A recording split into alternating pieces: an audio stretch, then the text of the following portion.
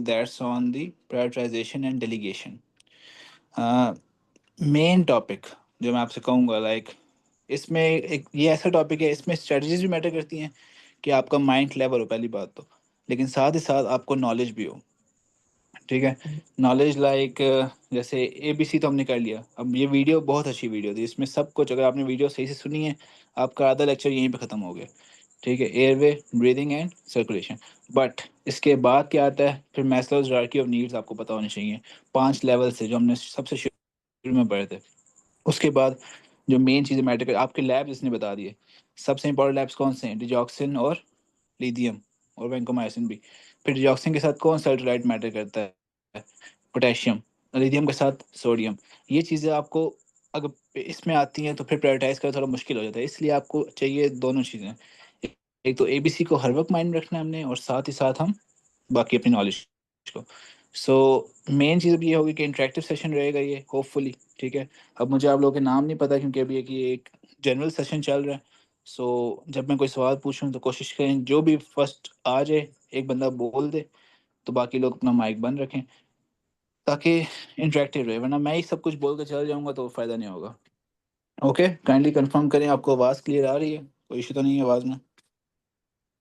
Yes, clear मेरी है। आवाज अब किसी को कोई ठीक सवाल है। हो ना तो ओके, आप सो बिल्कुल प्रोफेशनल तरीके से पूछ।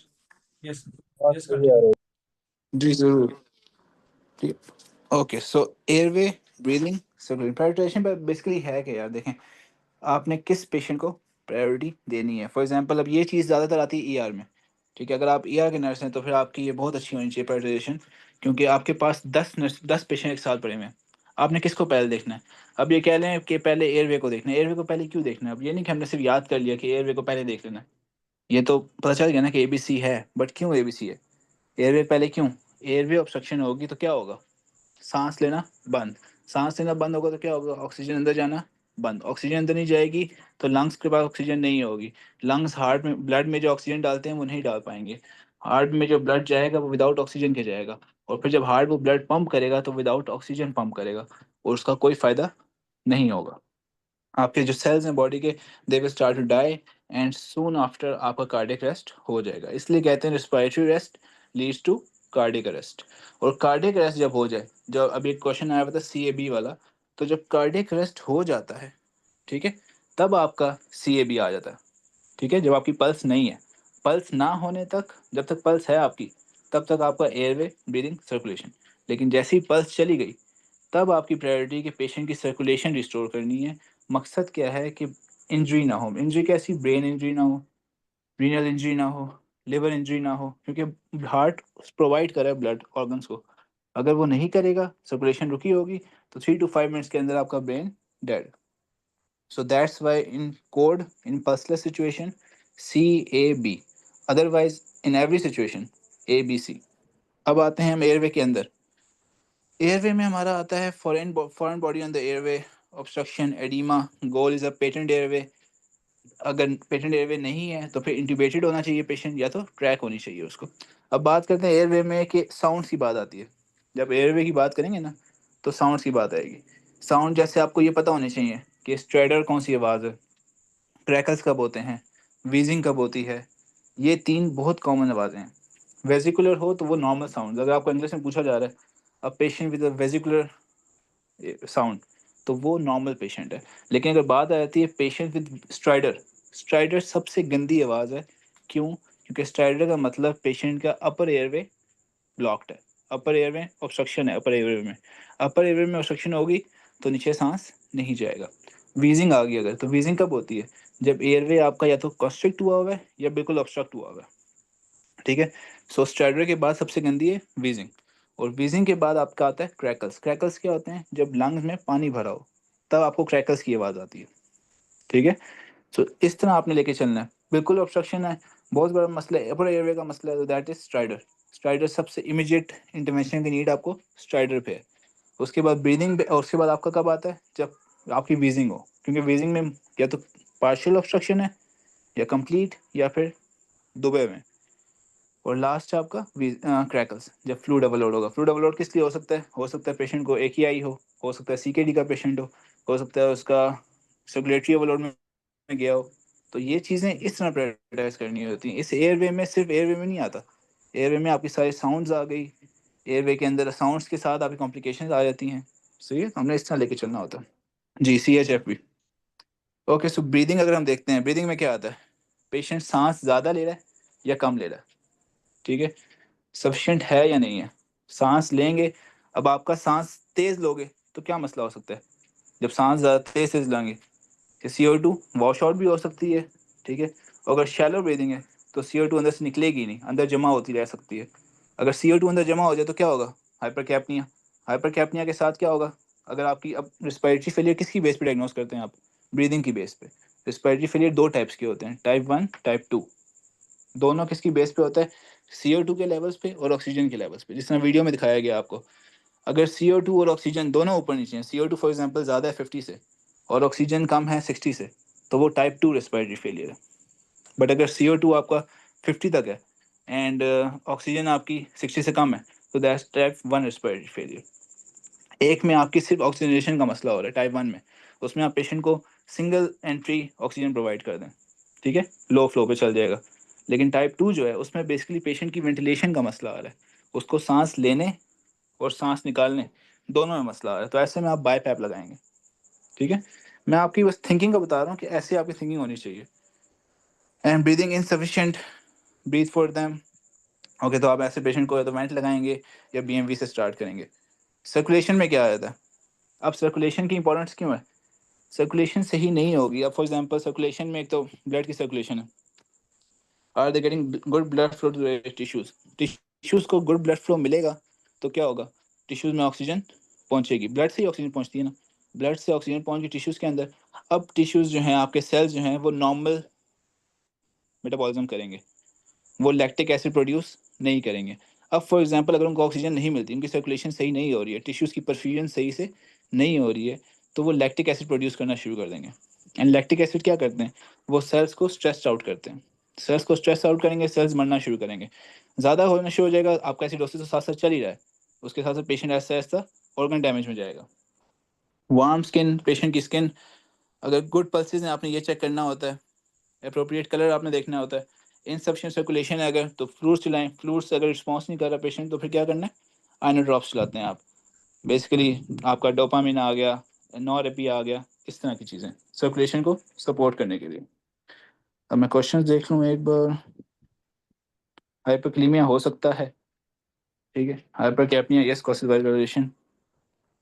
मतलब next slide kindly. Yes. Questions है। स्लो से यार, हम्म। क्वेश्चन है ये। ओके ये भाई, तो nurse is assessing a 4-year-old वो sent to the ED from urgent care. हम वैसे प्रैक्टिस कर लेते हैं, मैं हर क्वेश्चन नहीं कराऊंगा लेकिन वो बाद में हम करेंगे, पहले हम लेकिन ये कि इसको देख लेते हैं। 4 साल का बच्चा है भाई, इमरजेंसी डिपार्टमेंट में अर्जेंट केयर से आया। असेसमेंट में ट्राइपॉड पोजीशनिंग है, ब्लू लिप्स हैं, मोटर स्किन है, इंस्पायरेटरी स्ट्राइडर है, एक्सेसिव ड्रूलिंग है।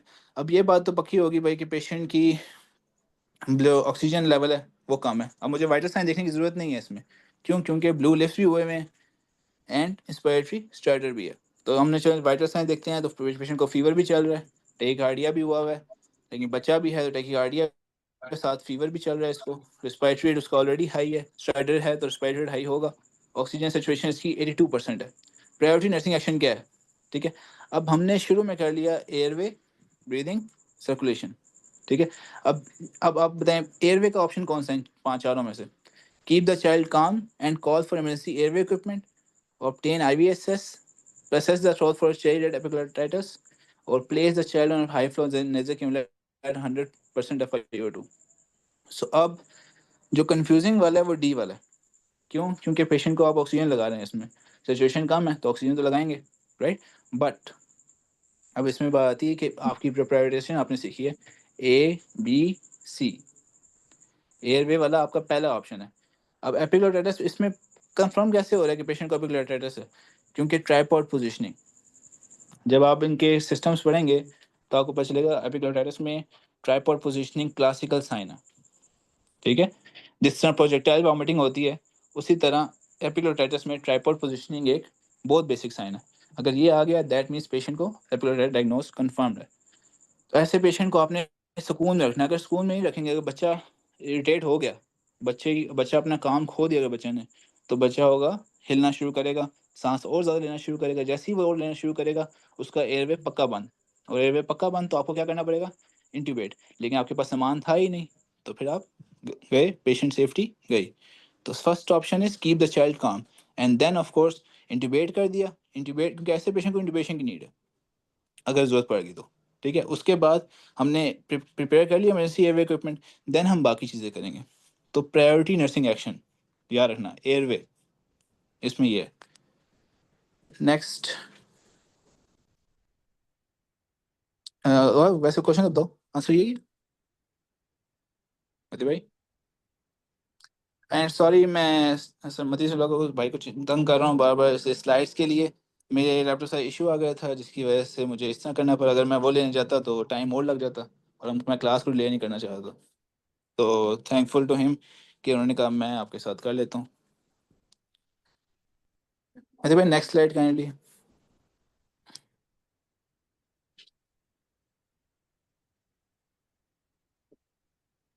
मती भाई जा चुके।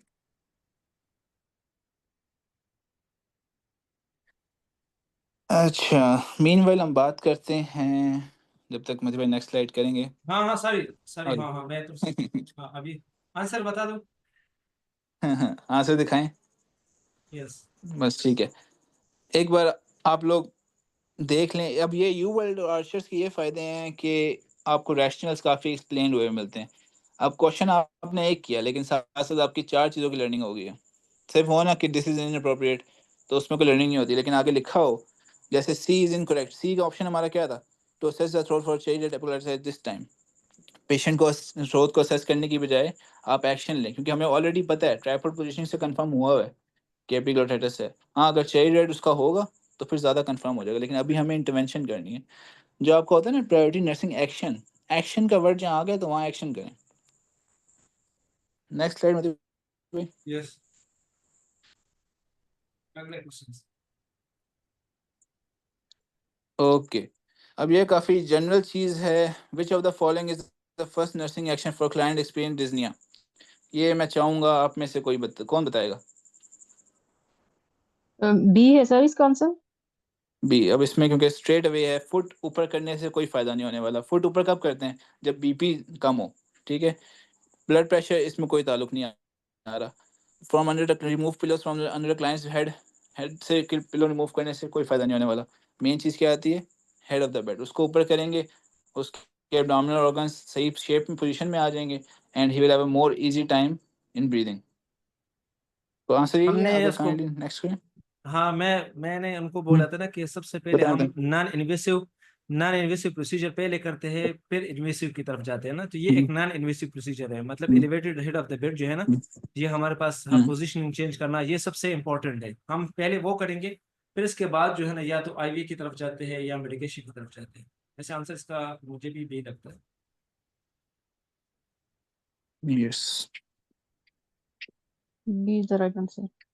यस, तो ये बात क्लियर हो गई कि नॉन इन्वेसिव प्रोसीजर जो है ना, जिस पे आपका खर्चा तो नहीं आता वैसे भी, तो पोजीशन चेंज करना ये तो ज्यादा इजी है और जल्दी भी हो जाता है, क्विक काम है। फिर इसके बाद आप बेशक जो है ना इन्वेसिव की तरफ जाए या एप्लीकेशन की तरफ जाए। आगे जाए। जी जी। नेक्स्ट। एक क्वेश्चन और है, ये भी कोई और बता देगा, ठीक है फात भाई, किसी को मौका दे। नहीं, ये 2 मिनट। अच्छा भाई, अच्छा हाँ। क्लाइंट है सेप्टिक शॉक में, उसको डोपामिन मिल रही है। डोपामिन क्या है भाई, आयन ड्रॉप है, हार्ट रेट बढ़ाता है, बीपी को बढ़ाता है। अब आईसीयू में मोस्टली चल रही होती है, क्योंकि पेशेंट्स को चाहिए होता है सर्कुलेशन के लिए। अपॉन असेसमेंट नर्स ने नोटिस किया कि बीपी है 195/120। Which initial nursing action with the nurse implement. पहली नर्स कौन सा एक्शन पहले करेगा, डोपामिन को रोकेगा, पेशेंट को बताएगा, फिर लेसिक्स एडमिनिस्टर करेगा, फिर समाइड इसका दूसरा नाम है, या जीसीएस चेक करेगा। क्या लगता है। आंसर, आंसर आप ना बताए, बस कोई बताएगा ऑप्शन ए। प्लीज। हाँ बताए ऑप्शन बताए। ए। ऑप्शन ए ए पहले डिस्कशन ऑप्शन करके फिर हम फिजिशियन को नोटिफाई करेंगे। ठीक ऑप्शन है, ए मुझे पहले ये बताया कि ऑप्शन ए क्यों ठीक है, विद रेशनल बताओ why option A is correct. Rational इसलिए है कि डोपामिन हम लोग दे ही इसी वजह से रहे हैं कि पेशेंट का बीपी कम है।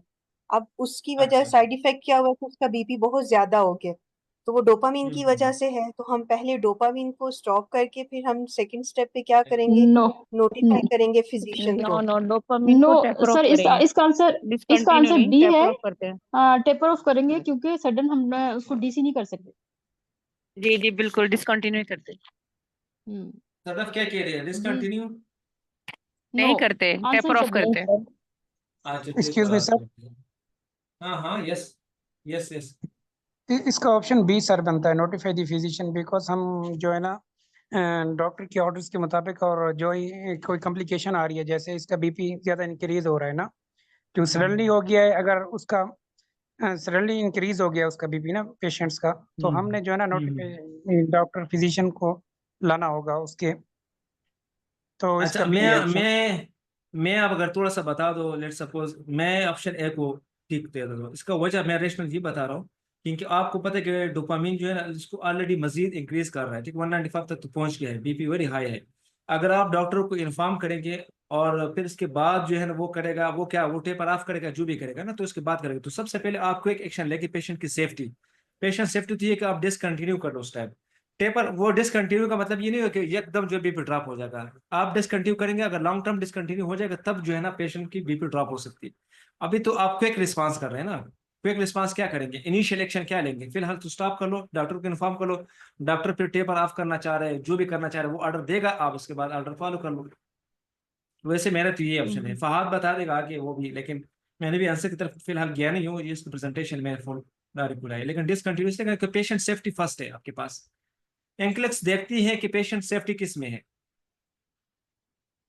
डॉक्टर को इन्फॉर्म करते हुए आप पेशेंट को सेफ करेंगे ना साथ में, और डिसकंटिन्यू तो आप कर सकते हैं क्योंकि स्टार्ट भी तो आपने की है। तो और सर अगर हम डॉक्टर को इन्फॉर्म करने लग जाएंगे, उसमें भी टाइम लगेगा, और जो है ना डोपामिन चलता जाएगा और बीपी और ज्यादा रेज हो जाएगा। हाँ, तो इसलिए हम स्टॉप कर सकते हैं।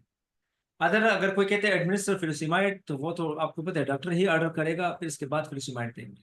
तो सबसे पहले इनिशियल एक्शन क्या करेंगे, डेफिनेटली फिलिसिमाइड भी दे सकते हैं बीपी हाई होने में, लेकिन आपने सबसे क्विक एक्शन, ये है prioritisation style question, initial action क्या लेंगे, discontinue dopamine, then notify doctor, then which order by doctor, then you will follow। Answer की तरफ जाएं।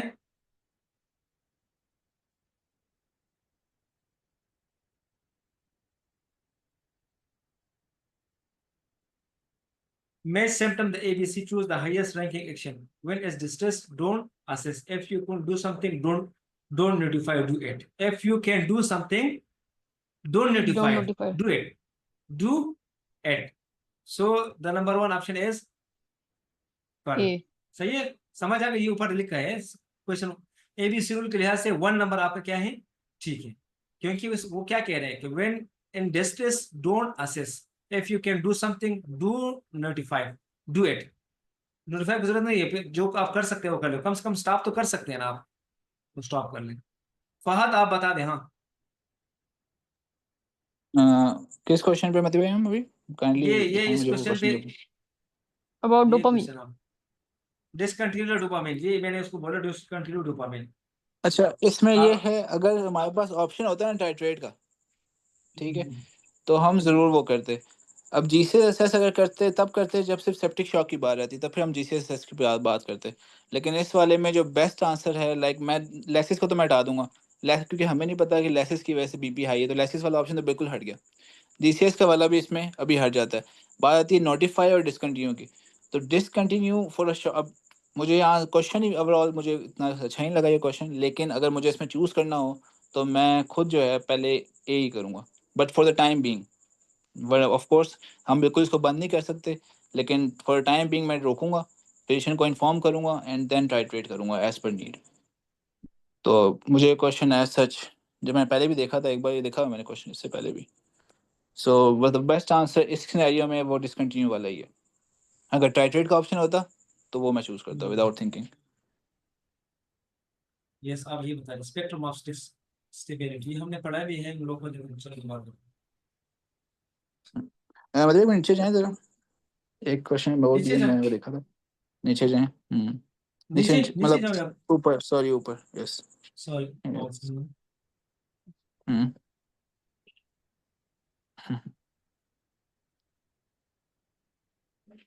नीचे आगे जाओ। क्वेश्चंस ना, नेक्स्ट क्वेश्चन मतलब उस पर जाऊं?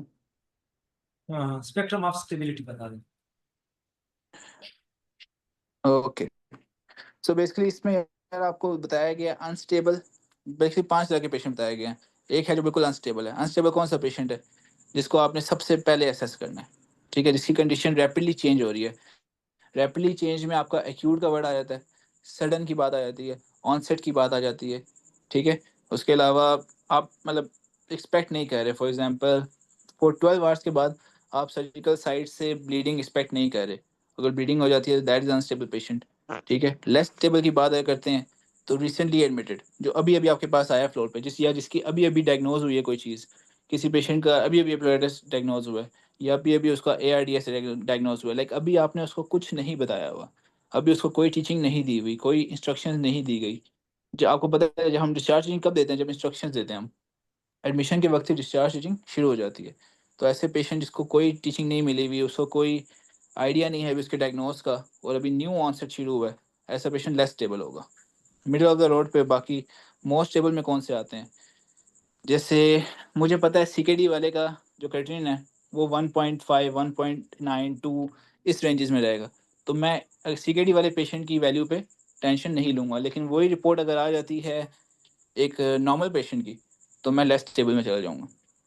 उसके बाद कोई चीज़ जो चेंज नहीं हो रही पेशेंट की, एक पेशेंट है जो जैसे 2 दिन पहले आया था किसी कंडीशन के साथ और अब वो डिस्चार्ज हो रहा है, ठीक है। तो अनचेंजिंग चीज़ कोई ऐसी, एंड एक एक्सपेक्टेड फाइंडिंग, लाइक मुझे पता है इस पेशेंट की रिपोर्ट्स इतनी आएंगी और वो रिपोर्ट मुझसे पूछी जा रही है और वो सेम आए, मतलब जैसे फॉर एग्जांपल एक पेशेंट है जो, मतलब कोई एग्जांपल दे सकते हैं इसमें आप एक्सपेक्टेड फाइंडिंग्स में? एक्सपेक्टेड फाइंडिंग की बात करें।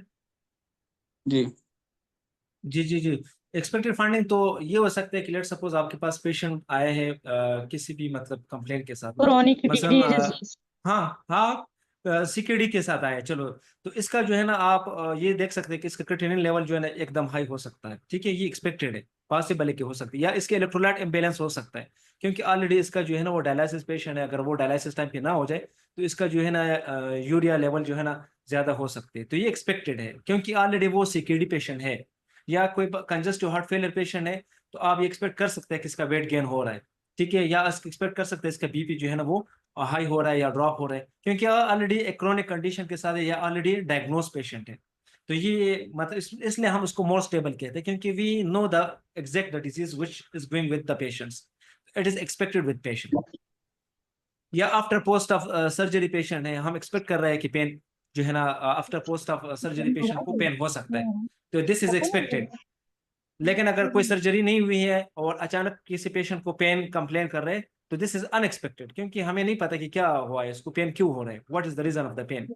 तो इसलिए जो चीजें हम एक्सपेक्ट करते हैं, या पोस्ट ऑफ सर्जरी के बाद इन्फेक्शन जो है ना किसी मतलब वोंड से इन्फेक्शन होना, ये एक्सपेक्टेड है, हो सकता है क्योंकि ओपन वोंड है, मे भी उसको इन्फेक्शन हो गया। तो आई थिंक ये जो एग्जांपल मैंने दिया है रिलेवेंट होंगे या नहीं, आप बता रहे। जी, आई थिंक रेलिवेंट है। एंड लास्ट है आपका स्टेबल पेशेंट। स्टेबल पेशेंट याद रखें, हम डेलीगेशन का टॉपिक करेंगे ना अभी कुछ टाइम बाद, तो उसमें यही है कि आपके पास एक है UAP/CNA, ठीक है। उसके बाद उसके ऊपर आपके पास आता है LPN और LVN, और उसके बाद आपके पास ऊपर आता है फ्लोट नर्स या न्यू ग्रेड नर्स जो न्यूली ग्रेजुएट हुए हैं, और उसके बाद आपके पास आता है RN, ठीक है। न्यू ग्रेड नर्स और float nurse same as RN ही होते हैं, बट वो न्यू होते हैं, वो एरिया को लेके न्यू होते हैं, तो उनको जो आप पेशेंट दे सकें वो सबसे स्टेबल होते हैं। और वो पेशेंट वही हैं जिनको कोई एक्टिव चीज़ नहीं चल रही, जिनको कोई कॉम्प्लिकेटेड चीज़ें नहीं चल रही। हम जब सिनेरियोस करेंगे, अब मैं आपको एक ही सिंपल चीज़ बताता हूँ, प्रायोरिटाइजेशन वाला टॉपिक, क्वेश्चंस ऐसे हैं, ये जब आप क्वेश्चन पढ़ते हैं आप तभी इसको डिसाइड कर सकते हैं। आपका खुद का इंस्टिंक्ट कहेगा कि भाई ये पेशेंट स्टेबल नहीं है। अब हम आगे क्वेश्चंस करते हैं तो आपको समझ आती जाएगी। एक मिनट में इस लड़की को बस क्या बोलूं। कोई मजे का क्वेश्चन मुझे मिले कोई?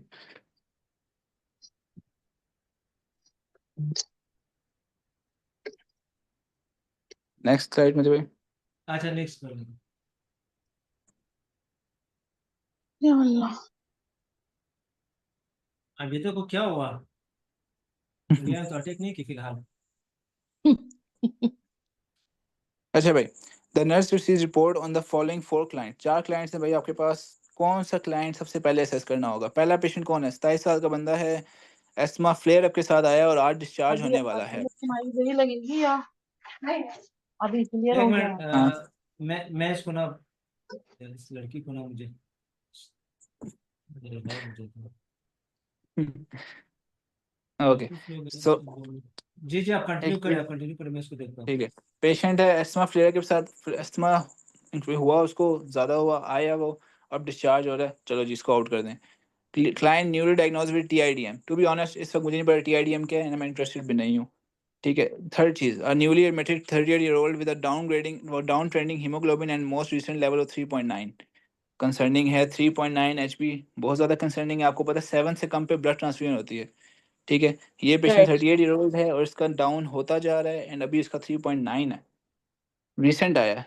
ठीक है, रिसेंट का जो वर्ड आ गया, बात वही जब मैंने बताया, अनस्टेबल कौन है जिसका वर्ड्स आ रहे हैं ऐसे, रिसेंट, सडन ऑनसेट। फिर client with COPD was ABG results are 7.25, CO2 is 66, bicarb is 30। अब आपके क्या गैसेस कैसी आ रही है? मुझे तो कौन बताएगा कि क्या है गैसेस में? पहले मुझे गैसेस जी का बताएं, गैसेस ऑप्शन नहीं है, गैसेस का बताएं मुझे, गैसेस में ये क्या आ रहा है? एसिडोसिस है, एल्कलोसिस है, मेटाबॉलिक है, रेस्पिरेटरी है, अनकम्पेसिटेड है, ये क्या है? कौन बताएगा? हाँ, ये पार्टिसिपेशन हमारे में क्या पास बता रहे हैं? रेस्पिरेटरी एसिडोसिस है, रेस्पिरेटरी रेस्पिरेटरी एसिडोसिस है। एसिडोसिस क्योंकि हमारा ठीक है। CO2 जो है उसकी रेंजेस नॉर्मल से ज्यादा है। अनकम्पनसेटेड है। हम्म, अब मैं ये जानना चाहूंगा, ये पार्शली कंपेंसेटेड है, अनकम्पेंसेटेड है, फुली कंपेंसेटेड है? ये कौन बता सकता है? अनकम्पनसेटेड। अनकम्पेंसेटेड और पार्शली कोई? पार्शली कंपेंसेटेड है और अनकम्पन कोई? ट्रॉली नहीं थी नीचे, उसमें रखना। आपका फिर एबीजी इसका तीनों यार, हाँ डिस्टर्ब हो आपका वैल्यू वो अनकम्पनसेटेड होता जी, इसलिए वो हो जाता है, अभी मेरे पे बंद हो गया। चलो सारा ओके ज्यादा नहीं ना आता तो बता रहे हो, आ जाएगा पूरा। ये बस वही है। ये ओके, अनकम्पनसेटेड है। ये ये तो पार्शली एक कंपेंसेटेड है। अनकम्पेंसेटेड तब होता अगर आपके बाकी दोनों कोई, कौन है, खैर, पार्शली कंपेंसेटेड तब इसलिए है क्योंकि आपके दोनों जो सिस्टम्स हैं, आपका किडनी एंड आपके लंग्स, दोनों जो हैं अफेक्ट कर रहे हैं एसिड बेस इम्बैलेंस को नॉर्मल करने के लिए। तो दैट इज पार्शली। अगर दोनों नॉर्मल रेंजेस में होते, आपका CO2 भी और बाइकार्ब भी अगर नॉर्मल रेंज में होते, तो और पीएच आपका इस तरह होता, तो फिर वो अनकम्पेंसेटेड होता। और अगर आपका पीएच नॉर्मल में होगा तो दैट इज कंपेंसेटेड। आपको अब ये बात बता रहा हूँ आपको, बेशक इस क्वेश्चन से इसका ताल्लुक अगर नहीं भी होता ना, ओवरऑल ये चीज़ बहुत ज़रूरी है। ठीक है, एबीजीज में से कम एक क्वेश्चन जरूर आएगा एनक्लेक्स में, 1 से 2 क्वेश्चन बनते ही बनते हैं कि ये कौन सी एसिडोसिस है, एल्कलोसिस है, अनकम्पेंसेटेड है, पार्शली कंपेंसेटेड है, क्या है। ठीक है, और हम आगे जाके इसको पढ़ेंगे, हम पूरी क्लास लेंगे इस पे। एंड अब इस पे हम आते हैं कि इस क्वेश्चन का आंसर क्या है। तो 4 क्लाइंट में सबसे ज्यादा अनस्टेबल कौन सा है? सी कौन सा? सी सी। सी सी। एक पेशेंट रेस्पिरेटरी एसिडोसिस क्या है, अभी ऐसा ऐसा, अभी रेस्पिरेटरी एसिडोसिस को है, ऐसा ऐसा उसका वर्सन होगा, बट सबसे ज्यादा कम क्या है? सबसे ज्यादा मसले वर्ड किस चीज में आ रहा है? हेमोग्लोबिन जो हीमोग्लोबिन 3.9। हम यहाँ पर देखें तो एक्सक्यूज मी जी जी, हाँ फजल, अभी आप बोलिए। जी, अगर हम यहाँ पर देखें तो सबसे पहले वाला केस है वो तो आसमा है, उसको अब नॉर्मल डिक्लेयर करेंगे। दूसरा जो हमारे पास है जो टाइप 1 डायबिटीज मेलाइटस है, वो भी एक इतनी सी बड़ी मुश्किल बात नहीं है, उसको भी नॉर्मली हम प्लान कर सकते हैं। तीसरा जो हमारे पास है, अगर एज बुक हम देखें तो it is below the normal, बहुत ज्यादा वो जो है ना वो ज्यादा नीचे गिर गया है। और फोर्थ को अगर हम देखें तो हमारे पास COPD है, तो COPD इसमें भी हमारे पास जितनी भी जो उसकी लेवल वैल्यूज होते हैं वो डिक्रीज होते हैं, वो डिरेंज होते रहते हैं। तो यहाँ पर जो मेरा ख्याल है सी इज मेरा ख्याल है कि सी सबसे ज्यादा इंपॉर्टेंट है यहाँ पर। अब सबका ख्याल सी ही होना चाहिए, ठीक है, क्योंकि जैसे मैंने बताया COPD लिखा हुआ है उसके साथ, तो COPD वाले में सिचुएशन भी कम होती है एंड साथ ही साथ आपका एबीजीज में भी ज़्यादा इतना कम नहीं होती, लेकिन इतनी थोड़ा बहुत रेंज होती है उसकी एबीजीज भी। लेकिन जो सी वाला है वो क्लियर कट आपका स्ट्रेट ऑप्शन है। क्यों? क्योंकि देखो उसमें एक बात रिसेंट ये है ना, लेवल ऑफ हाँ, 3.9 और ये जो आपका सीपीडी है ना, वो तो वैसे भी क्रोनिक है, मतलब क्रोनिक पेशेंट है। हमने तो एक्यूट पहले असेस करनी है, क्रोनिक बाद में। तो सीपीडी में तो ये रेंज जो है एक्सपेक्टेड है कि हो जाती है। लेकिन newly admitted patient 38 year old, मतलब ये न्यू पेशेंट है, तो इसका मतलब ये कि less stable then chronic stable, ठीक है। तो इसलिए हम newly admitted 38 year old with down trending haemoglobin and most recent level of 3.9, इसको हम इसलिए हाई कंसिडर कर सकते हैं।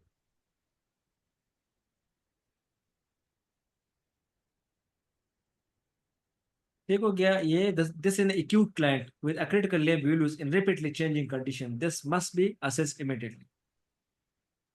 और डी जो मैंने बताया, this is a chronic client with expected finding, ये एक्सपेक्टेड हो सकता क्रोनिक। जब भी कोई ऐसे पेशेंट की बात करें, सीकेडी पेशेंट हो या सीओपीडी पेशेंट हो, तो ये क्रोनिक पेशेंट्स होते हैं, इनको हम बाद असेस करेंगे। और जो अचानक कोई इस तरह पे रेस्पिरेटरी एसेस के साथ आया है, तो वो जो है ना हम पहले असेस कर लेंगे। नेक्स्ट क्वेश्चन,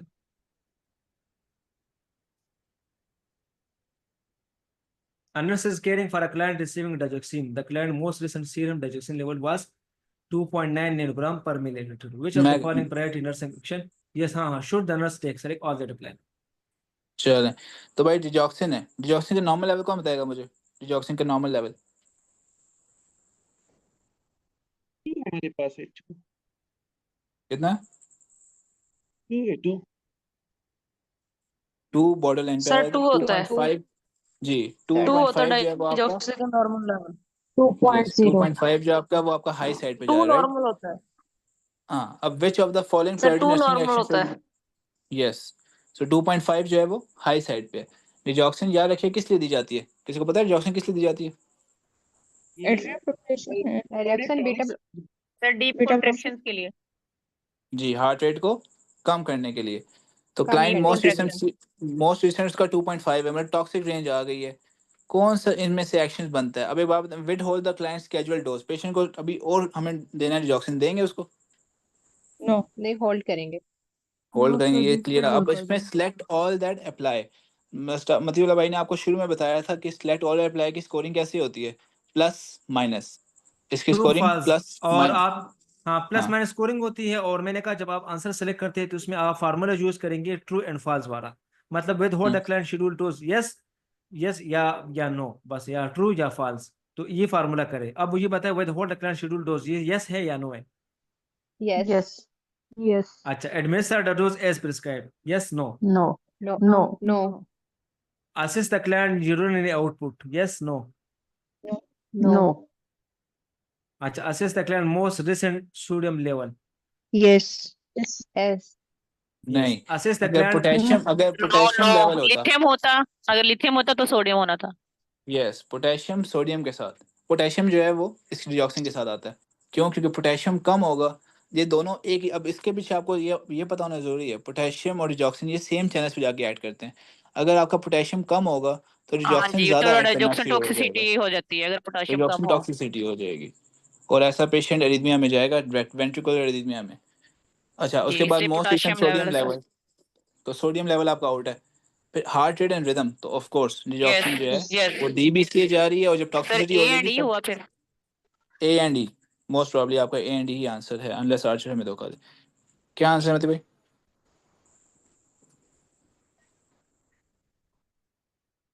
देखो क्या आंसर की तरफ जाए, आई थिंक ए एंड ई करें। And E. नाइस। नहीं तो आप देख लो ना, assist the client heart rate and rhythm, detection आप क्यों दे रहे हैं? ई वाला ऑप्शन, ई वाला सर ऑप्शन आपने क्यों डाइजॉक्सिन हम सेलेक्ट दे रहे किया? थे कि हार्ट की डीप कॉन्ट्रैक्शंस तो के लिए। अब तो फिर ये बताओ, assist the client heart rate and rhythm क्यों नहीं करेंगे? जब आप किसी चीज के लिए दे रहे हैं तो वो आप क्यों असिस्ट नहीं करेंगे कि वो फर्क फायदा हो रहा है या नुकसान?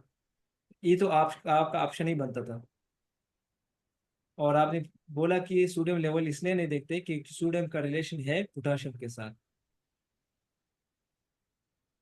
ये हाँ, देखो ना सोडियम का क्लाइंट, रिलेशन है लिथियम के साथ, और पोटेशियम का उसके डिऑक्सिन के साथ। हाँ सारी लिथियम, हाँ। तो ये क्लियर हो गया। The client disease level of 2.5 milligram is indicative of toxicity. Digoxin has narrow therapeutic index, which means it can cause significant side effects such as cardiac arrhythmias, bradycardia, heart block, ventricular arrhythmias. Even at plasma concentration only twice the therapeutic plasma concentration range. Normal corrective serum digoxin level range from 0.5 to 2 nanogram. At a level higher than 2 is considered toxic. The nurse is considered to withhold the scheduled dose choice A, and assist the client heart rate and rhythm. Choice E is the client is likely to be experience bradycardia. Next, priority to click. Number one priority is ABC. Match symptom to ABC plus choose the highest ranking action. If you can do something, don't notify, do it. Spectrum of stability action. What is the causing their instability? Prioritize the action that address it. Clients, which client is most unstable? Look for keywords. अच्छा अब बताओ हाँ उसको Maslow hierarchy के बारे में continue हाँ okay, so Maslow hierarchy of needs है हमारे पास। सेल्फ एक्चुअल, नीचे से हम शुरू करेंगे। फिजियोलॉजिकल नीड्स, फिजियोलॉजिकल नीड्स में क्या क्या आता है? फिजियोलॉजिकल नीड्स, फूड वाटर, आपकी बेसिक नीड्स जो होती हैं हमारी, food water shelter each and everything. ठीक है, और जो बेसिकली पेशेंट को लाइफ क्वालिटी सपोर्ट कर रहे हैं। सेफ्टी में क्या क्या आता है? Safety shelter, yes injuries, potential harm, उससे पेशेंट को बचाएंगे। अगर अब आपने ये प्रायोरिटाइजेशन के लिहाज से सीखना है, सुनना, इसको समझना है कि भाई अगर फिजियोलॉजिकल नीड्स आ गई तो उसमें लाइफ थ्रेटनिंग कंडीशंस, ठीक है। सेफ्टी नीड्स में आ गया इंजरीज और potential harm. Love and belonging needs में आ गया social and emotional support patient को देना है। एस्टीम नीड्स में आपके आ गया सेल्फ, पेशेंट की सेल्फ स्टीम को बनाना है। पेशेंट अगर डिप्रेसिंग बातें करें तो उसको आपने थेरेप्यूटिक कम्युनिकेशन के साथ उसकी सेल्फ स्टीम को इम्प्रूव करना है। और self exploration needs almost same, but जो आपके मोस्टली क्वेश्चंस आएंगे, जो एयरवे, ब्रीदिंग, सर्कुलेशन और मेंटल हेल्थ के जो क्वेश्चन आ जाएंगे ना, वो उसमें आपने मैस्लो हायरार्की करना है। उसमें आपने सबसे पहले कि पेशेंट की क्या नाम है, पेशेंट को कोई लाइफ थ्रेटनिंग कंडीशन तो नहीं है, उसमें एबीसी आ जाएगा। देन आपने पेशेंट को देखना है कि किसी इंजरी से उसको बचाना है। सेकंड प्रायोरिटी आपकी उसको इंजरी से बचाना है, किसी रिस्क पे अगर है वो तो। एंड देन आपने उसको सपोर्ट प्रोवाइड करना है, उसकी इमोशनल मतलब उससे इमोशनल कम्युनिकेशन सपोर्ट देने करनी है वगैरह। इमोशनल सपोर्ट देनी है आपने मेंटली उसको जो है ना रिलैक्स करनी स्टीम देनी है सेल्फ एक्चुअलाइजेशन की तरफ लेके जाना एंड क्लिक्स क्वेश्चन में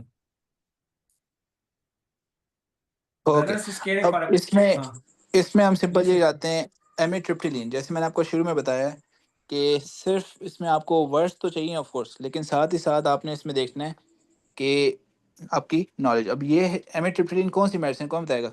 कोई ये बता दे, एमिट्रिप्टिलिन ये कौन सी ब्रांड में कौन सी एंटी क्लास में आती है? Depressant, anti anti depressant, depressant anti depressant में कौन सी वाली? SSRI, हाँ, ट्राइसाइक्लिक एंटी डिप्रेसेंट्स, टीसीए, ठीक है। टीसीए इसका एमिट्रिप्टिलिन इनके आइन से खत्म होती है, आई यानी इनकी एंडिंग होती है।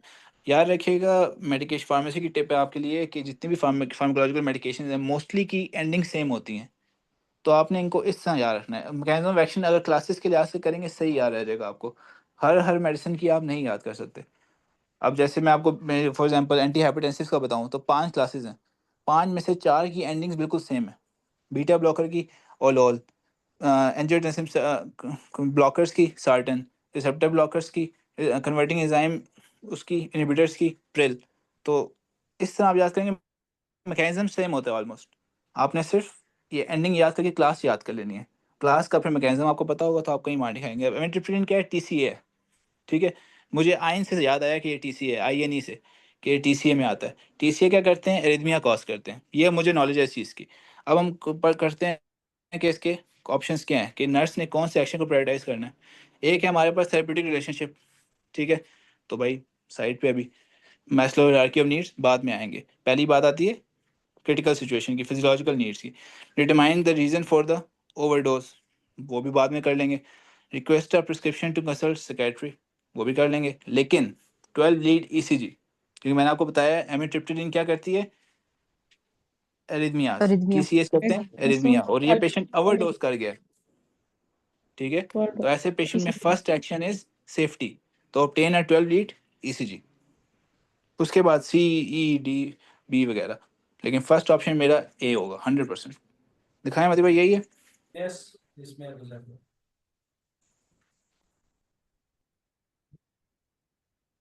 गुड।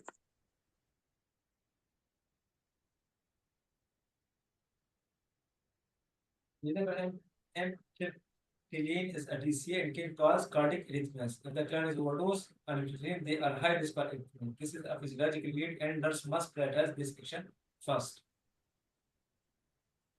Next question.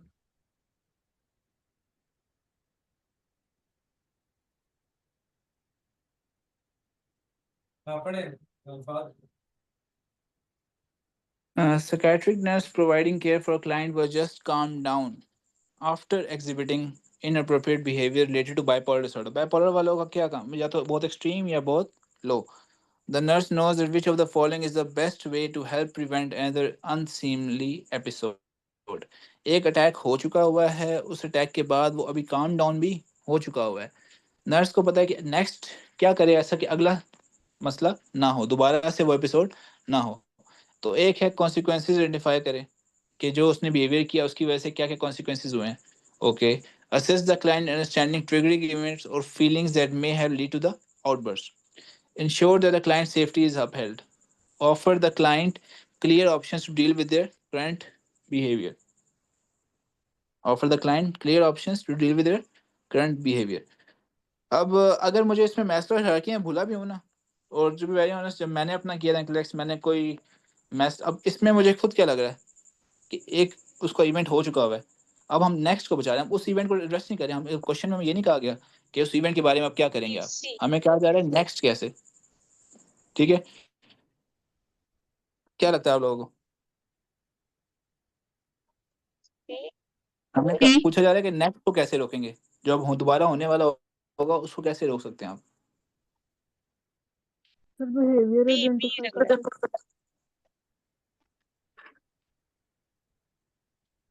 मतलब भाई 1 मिनट को कंटिन्यू करें, मैं कर रहा हूँ. जी हाँ सॉरी. अच्छा, इसमें कौन सा आंसर बता रहे हैं सब? ऑप्शन ए लग रहा है A option B A option A and B. I think B. सबसे पहले अच्छा सबसे पहले ये कि स्टेम ऑफ द क्वेश्चंस क्या है, पूछ क्या जा रहा है. Just calm down after exhibiting inappropriate prevent behavior another related to unseemly episode. The nurse knows that which of the following is the best way to help prevent another unseemly episode. Identify the consequences of the behavior. Assist the client in understanding trigger events or feeling that may have led to the outburst. Ensure that the client's safety is upheld. Offer the client clear option to deal with their current behavior. तो सबसे पहले इसमें हमने अभी priority करनी है, तो priority क्या करनी है, एक ऑप्शन बताएं. Client safety. किसी ने बोल दिया क्या? Ensure the client safety. Yes, client safety, good option. हाँ, कोई और?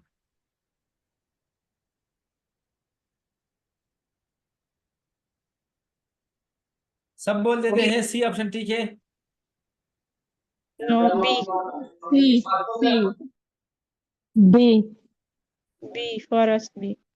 अच्छा सारे बी कह रहे हैं. तो assess the client understanding triggering events और feeling that may have lead to the outburst. Ensure the client safety is upheld. इसमें आप इसके बारे में क्या कह रहे हैं, सी वाले ऑप्शन के बारे में?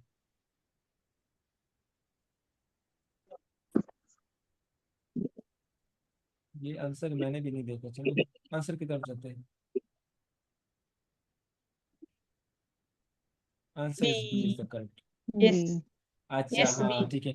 The psychiatric nurse would be most effective in preventing further inappropriate episode by assessing the client and understanding what may have triggered. ठीक है, सही, बिल्कुल रिजल्ट. अच्छा, अब हमने जो सी पे थोड़ा सा था, उसको सी का ऑप्शन देखते क्यों. Ensure the client safety is intact is always priority, but is more appropriate action during the client episode of inappropriate behavior rather than while the client is calm. सिर्फ ये रीजन है. ठीक है, मतलब सेफ्टी जो है ना वो ऑलवेज प्रायोरिटी है. ये जिसने भी सी बोला था ना, मैं भी इस पे हुआ था तकरीबन, लेकिन हमेशा जो है ना आपकी सेफ्टी फर्स्ट है. लेकिन यहाँ पे क्वेश्चन में क्या पूछा जा रहा था, इस रिलेटेड अगर आप पूछे जाए कि इनअप्रोप्रिएट बिहेवियर करते हैं ताकि वो हम उसको क्या करना चाहते हैं. ठीक है, ताकि हम उसको कॉप कर रहे थे दिन कि वो मतलब मजीद वो एग्रेसिव तरफ जाए. इसलिए जो है ना option B is the correct option. भाई अगर आप स्क्रीन को वहां से थोड़ा ये फुल साइज पे न रखी तो ठीक होगा, क्योंकि यहाँ से हमारा स्क्रीन उसके साथ फिट नहीं हो रहा है. पता नहीं, एक बताए इतना तब ठीक है. एसी लगा हुआ है गाड़ी साहब को? एसी लगा हुआ है?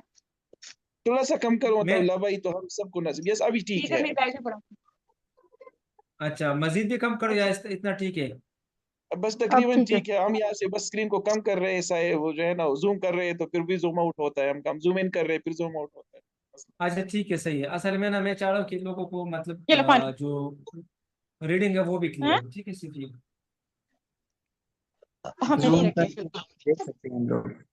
हाँ हाँ चलो चलो क्या ये करें आप। मेहर इलियास जो है ना, प्लीज आप अपने वो म्यूट कर लें, मुझे फिर जाना पड़ेगा इधर म्यूट करने के लिए। ठीक है, प्रायोरिटी टू क्लियर क्या है? ABC rule, match symptom to ABC plus choose the highest ranking action. ये वही फार्मूला बता रही है। To spectrum of stability action, what is the cause of their instability? Prioritize the action that address its clients. Which client is most unstable? Look for keywords.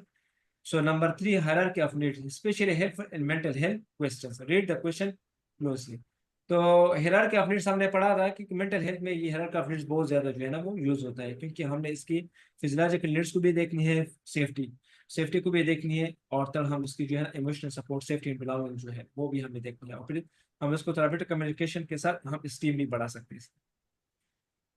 Next हमारे पास जो है ना topic है प्रायोरिटाइजेशन डेलीगेशन में the nursing process, जो assessing, diagnosis, planning, implementation ADPIE and evaluation, ADPIE जो हमने पढ़ा था। ठीक है, एडपाई, ये एडपाई में जो है ना हमने फर्स्ट क्लास में हमने ये कहा था कि असेसमेंट हमेशा जो है ना पहले करते हैं और इम्प्लीमेंटेशन बाद में करते हैं, लेकिन कुछ कंडीशन ऐसे होते हैं जहां पे हम इम्प्लीमेंटेशन पहले करते हैं, असेसमेंट बाद में करते हैं। वो हमने आप लोग को एग्जांपल भी दिया था वहीं पे कि अगर किसी पेशेंट से ब्लीडिंग हो रही है तो पहले हम ब्लीडिंग स्टॉप करेंगे, इसके बाद पेशेंट को असेस करेंगे। ठीक है, इस तरह कंडीशन में, बल्कि नॉर्मल कंडीशन में हमेशा हम क्या करते हैं, असेसमेंट फर्स्ट देन इम्प्लीमेंटेशन। अच्छा, अब हमारे पास इसके रिलेटेड एक क्वेश्चन है। ठीक है, हम करते हैं। A client who is 2 days post operative from right femoral popliteal bypass surgery complain of worsening right leg pain. Upon assessment, the RM notes swelling and ecchymosis at the incision site. Which action would be the nurse's initial priority? Apply pressure to the site with sandbag, palpate, pedal pulse, assess for signs of claudication, apply warm compress to the incision site. इसमें आप लोग को कौन सा ठीक लग रहा है? B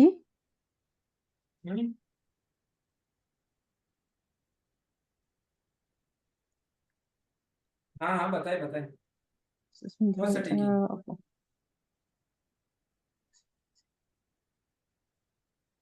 अच्छा, आप इसमें इसमें एक बार ये देखें कि लिखा क्या हुआ है।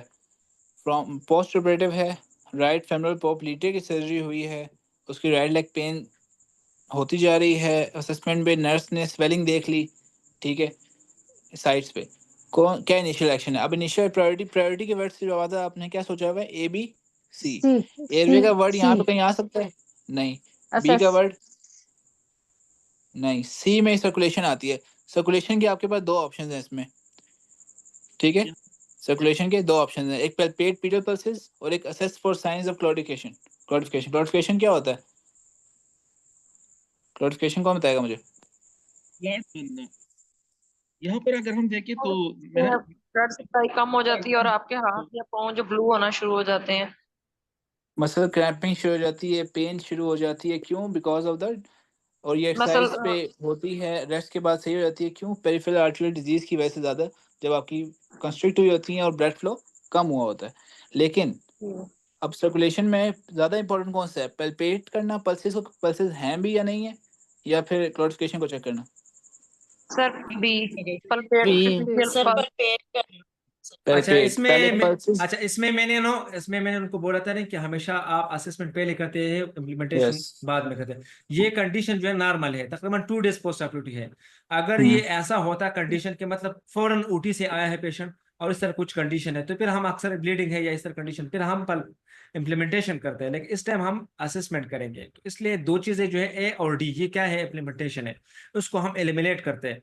फिर बी और सी में जो है ना हमने उसको चूज करना है कि कौन सा ठीक है, तो फिर जिसमें कौन सा हाई प्रायोरिटी वाला है हमने उसको देखनी है। तो ठीक है, तरीकाकार ये है आपको एलिमिनेशन करने की।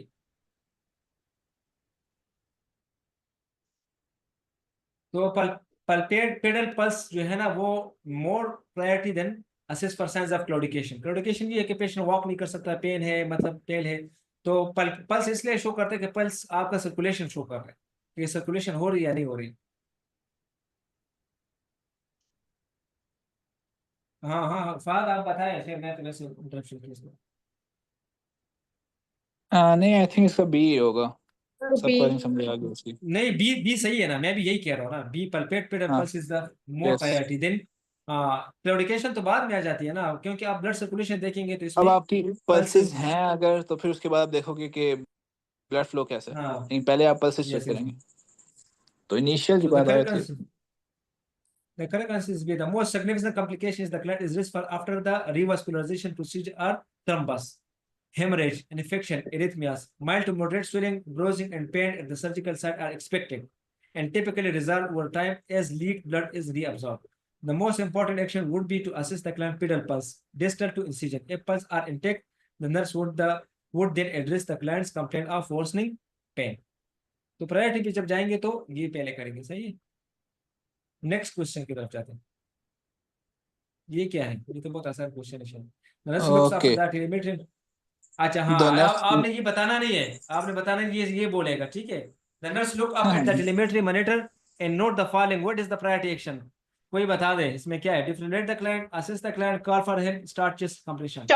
First, Assess the client. assess the client. B. Assess the client.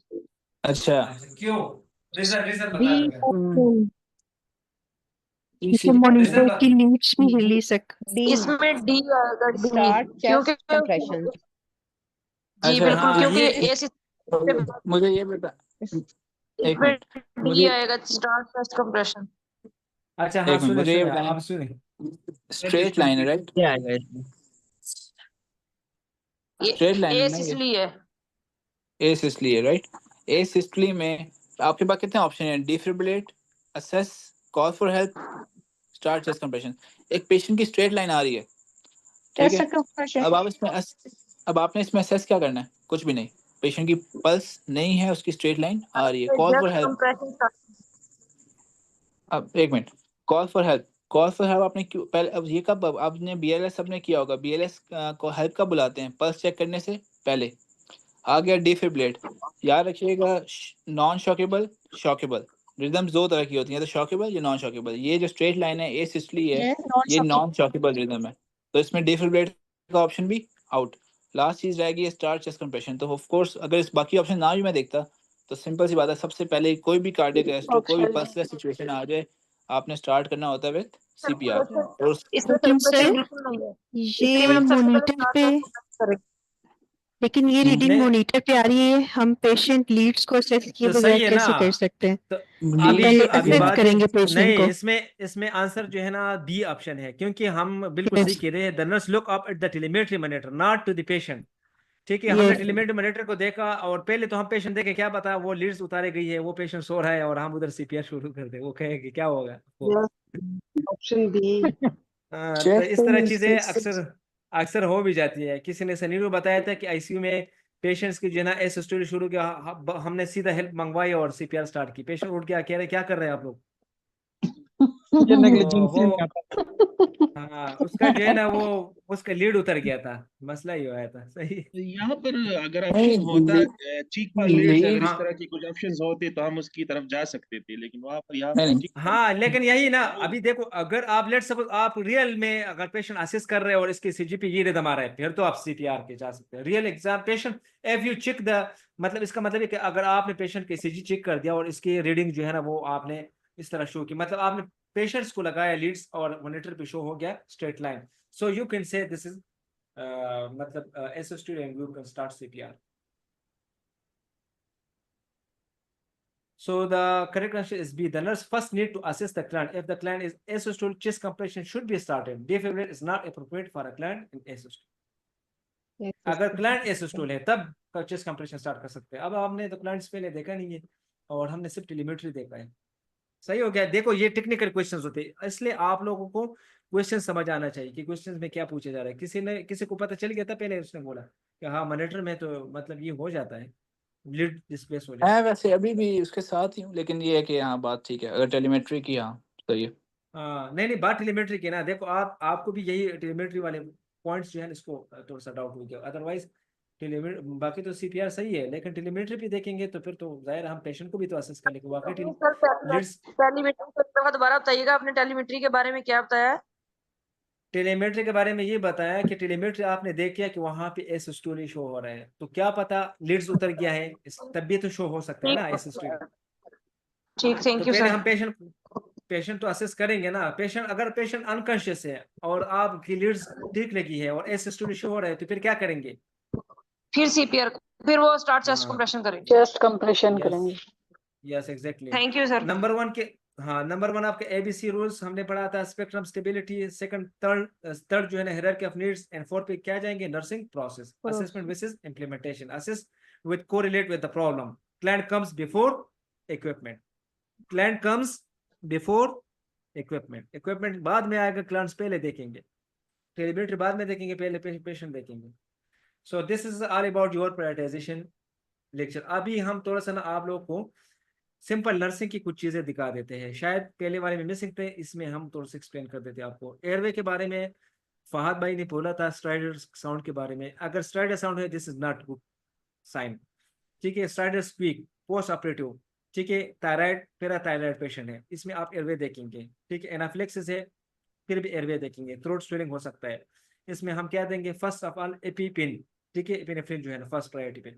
Rupture oesophagus या varices, turn to side line position, इसमें भी ब्लीडिंग हो सकता है, इसमें एयरवे आप असेस करेंगे। अगर किसी को एसोफेजियल वेरेसिस है, इसका जो एसोफेजियल वेंस जो है ना वो रप्चर हो गया है, तो इस टाइम जो है ना पेशेंट को साइडलाइन पोजीशन पे डालेंगे ताकि एयरवे मतलब आपको इंस्पिरेशन ना हो जाए। एयरवे आप देखेंगे, airway is the highest priority यहाँ पे मेंशन की है ये, ठीक है। तो क्या चीजें होगी? स्ट्राइडर हो गया, एनाफ्लेक्सिस हो गया, एंड रप्चर ऑफ एसोफेजियल वेरेसिस, इन तीनों कंडीशन में आप एयरवे चेक करेंगे। ब्रीथिंग में क्या करेंगे? Inspiration rate and oxygenation. अगर आपके पास ऑक्सीजन सैचुरेशन 80 to 100 नॉर्मल है, अगर लेस देन 60 है तो पेशेंट इज हाइपोक्सिमिक, तो रिस्पिरेटरी फेलियर हो सकती है।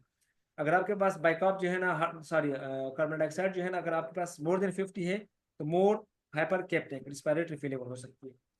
हाइपोक्सिया में क्या होगा? हाइपोक्सिया में आपके चेंजेस एलओसी होगा, loss of consciousness, mental changes हो सकते हैं, रेस्टलेसनेस, एजिटेशन, स्किन आपका पेल, डस्ट की कूल इंफ्ला में हो सकता है। सैचुरेशन आपका नॉर्मल 95 to 100 है। सीओपीडी में आपके saturation low than 90% is normal. ये बात क्लियर हो गई। अगर कोई पेशेंट सीओपीडी है तो उसका नॉर्मल लेवल ऑफ ऑक्सीजन 90 तक जो है ना वो नॉर्मल है, लेकिन अगर नॉर्मल पेशेंट है तो वो 90 नॉर्मल नहीं है, 95 to 100 नॉर्मल है, ताकि आपको ये बात क्लियर हो। सर्कुलेशन में जब जाएंगे तो क्या करेंगे? इंटरनल अगर ब्लीडिंग हो रही है तो इंटरनल ब्लीड के देखेंगे, हाइपोटेंशन, लो BP, heart stiff, board like abdomen. इसका मतलब हमने अपनी वीडियोस देखी, उसमें कहा गया है कि बोर्ड लाइक एब्डोमेन शो हो रही है, तो इसका मतलब है कि अंदर से कोई ब्लीडिंग हो रही है। स्किन देखेंगे तो pale, dusky cold inflamed skin, this is show of your hypotension हो सकता है, ठीक है, मतलब ब्लीडिंग हो जा रही है अंदर। कोगुलेशन हाँ में क्या एक मिनट, प्लेटलेट्स यस हाँ मुझे एक, अच्छा मुझे सब ये बताएं, आपके पास पेशेंट है, दो पेशेंट हैं, एक थ्रोम्बोसाइटोपिनिया का और एक न्यूट्रोपिनिया का, ठीक है। कौन सी इसको प्रायोरिटाइज करेंगे, थ्रोम्बोसाइटोपिनिक पेशेंट को या न्यूट्रोपिनिक पेशेंट को? थ्रोम्बोसाइटोपिनिया। और कोई? थ्रोम्बोसाइटोपिनिया को, क्योंकि ब्लीडिंग हो रही होगी ना, सबसे पहले ब्लीडिंग वाले जी को देखेंगे, थ्रोम्बोसाइटोपिनिया वाले को प्रायोरिटी देंगे। जी, क्योंकि एबीसी में सबसे पहले सर्कुलेशन आपकी आ गई, और ब्लीडिंग जब हो जाएगी तो वो आपके सर्कुलेशन वाले एलिमेंट को करे, तो थ्रोम्बोसाइटोपिनिया ज़्यादा सिवियर है एज कम्पेयर टू न्यूट्रोपिनिया। अच्छा मतलब पहले कैरी ऑन प्लेटलेट्स, करें। हाँ प्लेटलेट्स जो है ना 150 से 400 तक जो है ना आपका के नॉर्मल है। लेस देन 150 के इज थ्रोम्बोसाइटोपिनिया, लेस देन 50 के इज वेरी रेस्की। हेपरिन आपकी जो है ना पीपीटी 46 to 70 नॉर्मल होती है, ठीक है। वारफरिन जो है आईएनआर 2 to 3 नॉर्मल है।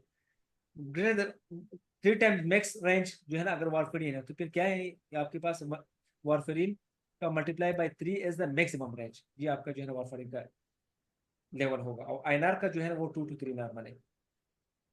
इसमें एक चीज़ अच्छा याद रखिएगा, हेपरिन जब भी आपको डॉक्टर हेपरिन का कोई ऑर्डर देगा, इनका से क्वेश्चन आता है आपके पास कि हेपरिन चलानी है, तो हेपरिन चलाने से पहले आप हम सब लोग ये करते हैं कि हम लिखते हैं कि एंटी कोगुलेशन प्रोफाइल पेशेंट की देखेंगे।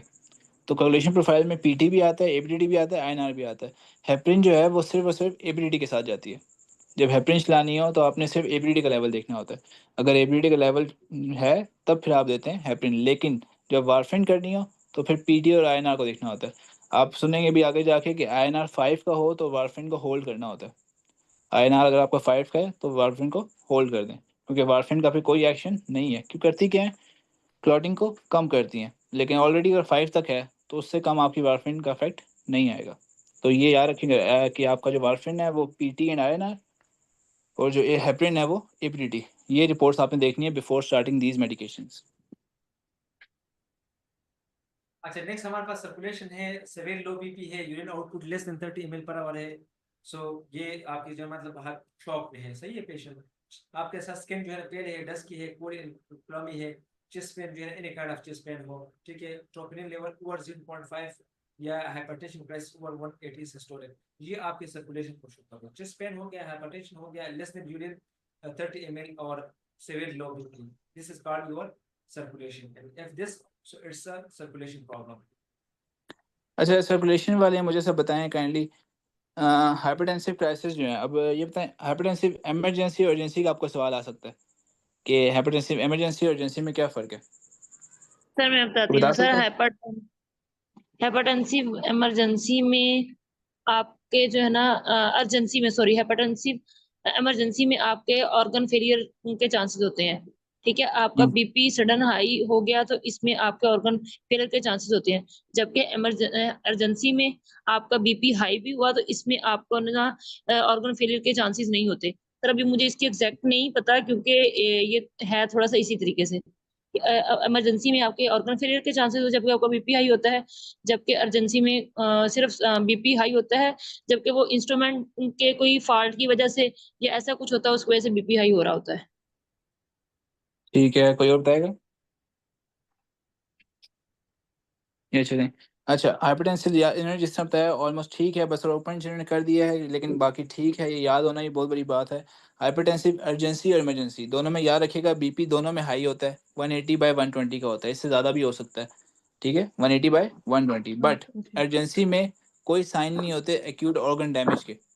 ठीक है, और जी इसमें सर। अब जो एम्बुलेंस के लिहाज से कैसे हो सकता है कि इसमें आप पेशेंट को ओरल मेडिकेशन एडवाइस करते हैं, ओरल मेडिकेशन एडमिनिस्टर करते हैं। लेकिन वही अगर हाइपरटेंसिव इमरजेंसी होता, इमरजेंसी मतलब कि उसमें ऑर्गन डैमेज हो रहा होता, ऑर्गन डैमेज में आपका MI आ गया, हाइपरटेंशन, ये स्ट्रोक आ गया, एंसेफेलोपैथी आ गया, सीजर्स आ गए, किडनी इंजरी आ गई, ठीक है, हेमरेज, आंख से खून निकलना शुरू हो गया, ठीक है, तो ऐसे पेशेंट में आप देते हो IV मेडिकेशंस। इसको कहते हैं हाइपरटेंसिव इमरजेंसी। दोनों में BP हाई है, बट एक में सिम्टम्स शो हो रहे हैं डैमेज के, ऑर्गन डैमेज के, और एक में नहीं हो रहे। जिसमें नहीं हो रहे उसमें ओरल मेडिकेशन, और जिसमें हो रहे हैं उसमें सडन आपने कम लाना, तो उसमें आप IV मेडिकेशन देते हैं। उसके बाद सर्कुलेशन में अगर आप देखो, सर्कुलेशन में चेस्ट पेन की बात आ गई। ठीक है, चेस्ट पेन में अब याद रखिएगा 2 तरह के होते हैं, एस्टेमी एंड एनस्टेमी। ये आप सबको पता होना चाहिए। एस्टेमी क्या होता है, ST एलिवेटेड मायोकार्डियल इंफार्क्शन। एनस्टेमी क्या होता है? तो आपके पास केस स्टडीज जो आएंगी, केस स्टडीज अब ये तो हम प्रेजेंटेशन करें, लेकिन वैसे आपको बता रहा हूँ केस स्टडीज में क्या होता है। आपके पास चेस्ट पेन और स्टेमी और एंजाइटी में कंफ्यूज करेंगे वो आपको। ठीक है, एनस्टेमी में और एंजाइटी में कहेंगे पेशेंट कह रहा है मुझे चेस्ट पेन हो रही है। आपके पास, आपको पता होगा, एंजाइटी वाले पेशेंट आते हैं, कहते हैं हमें पेन हो रही है, चेस्ट में पेन हो रही है, सांस लेने में तकलीफ हो रही है। ठीक है, और फिर कहते हैं कि ECG नॉर्मल है। तो ECG नॉर्मल है, एनस्टेमी वाले पेशेंट की ECG भी नॉर्मल हो सकती है, एंड एंजाइटी वाले पेशेंट की भी हो सकती है। तो इसमें आपने क्या देखना होता है, कार्डियक एंजाइम्स। कार्डियक एंजाइम्स में कौन सा एंजाइम है जो सबसे स्पेसिफिक है हार्ट मसल के साथ, तो वो है ट्रोपोनिन। ट्रोपोनिन आई।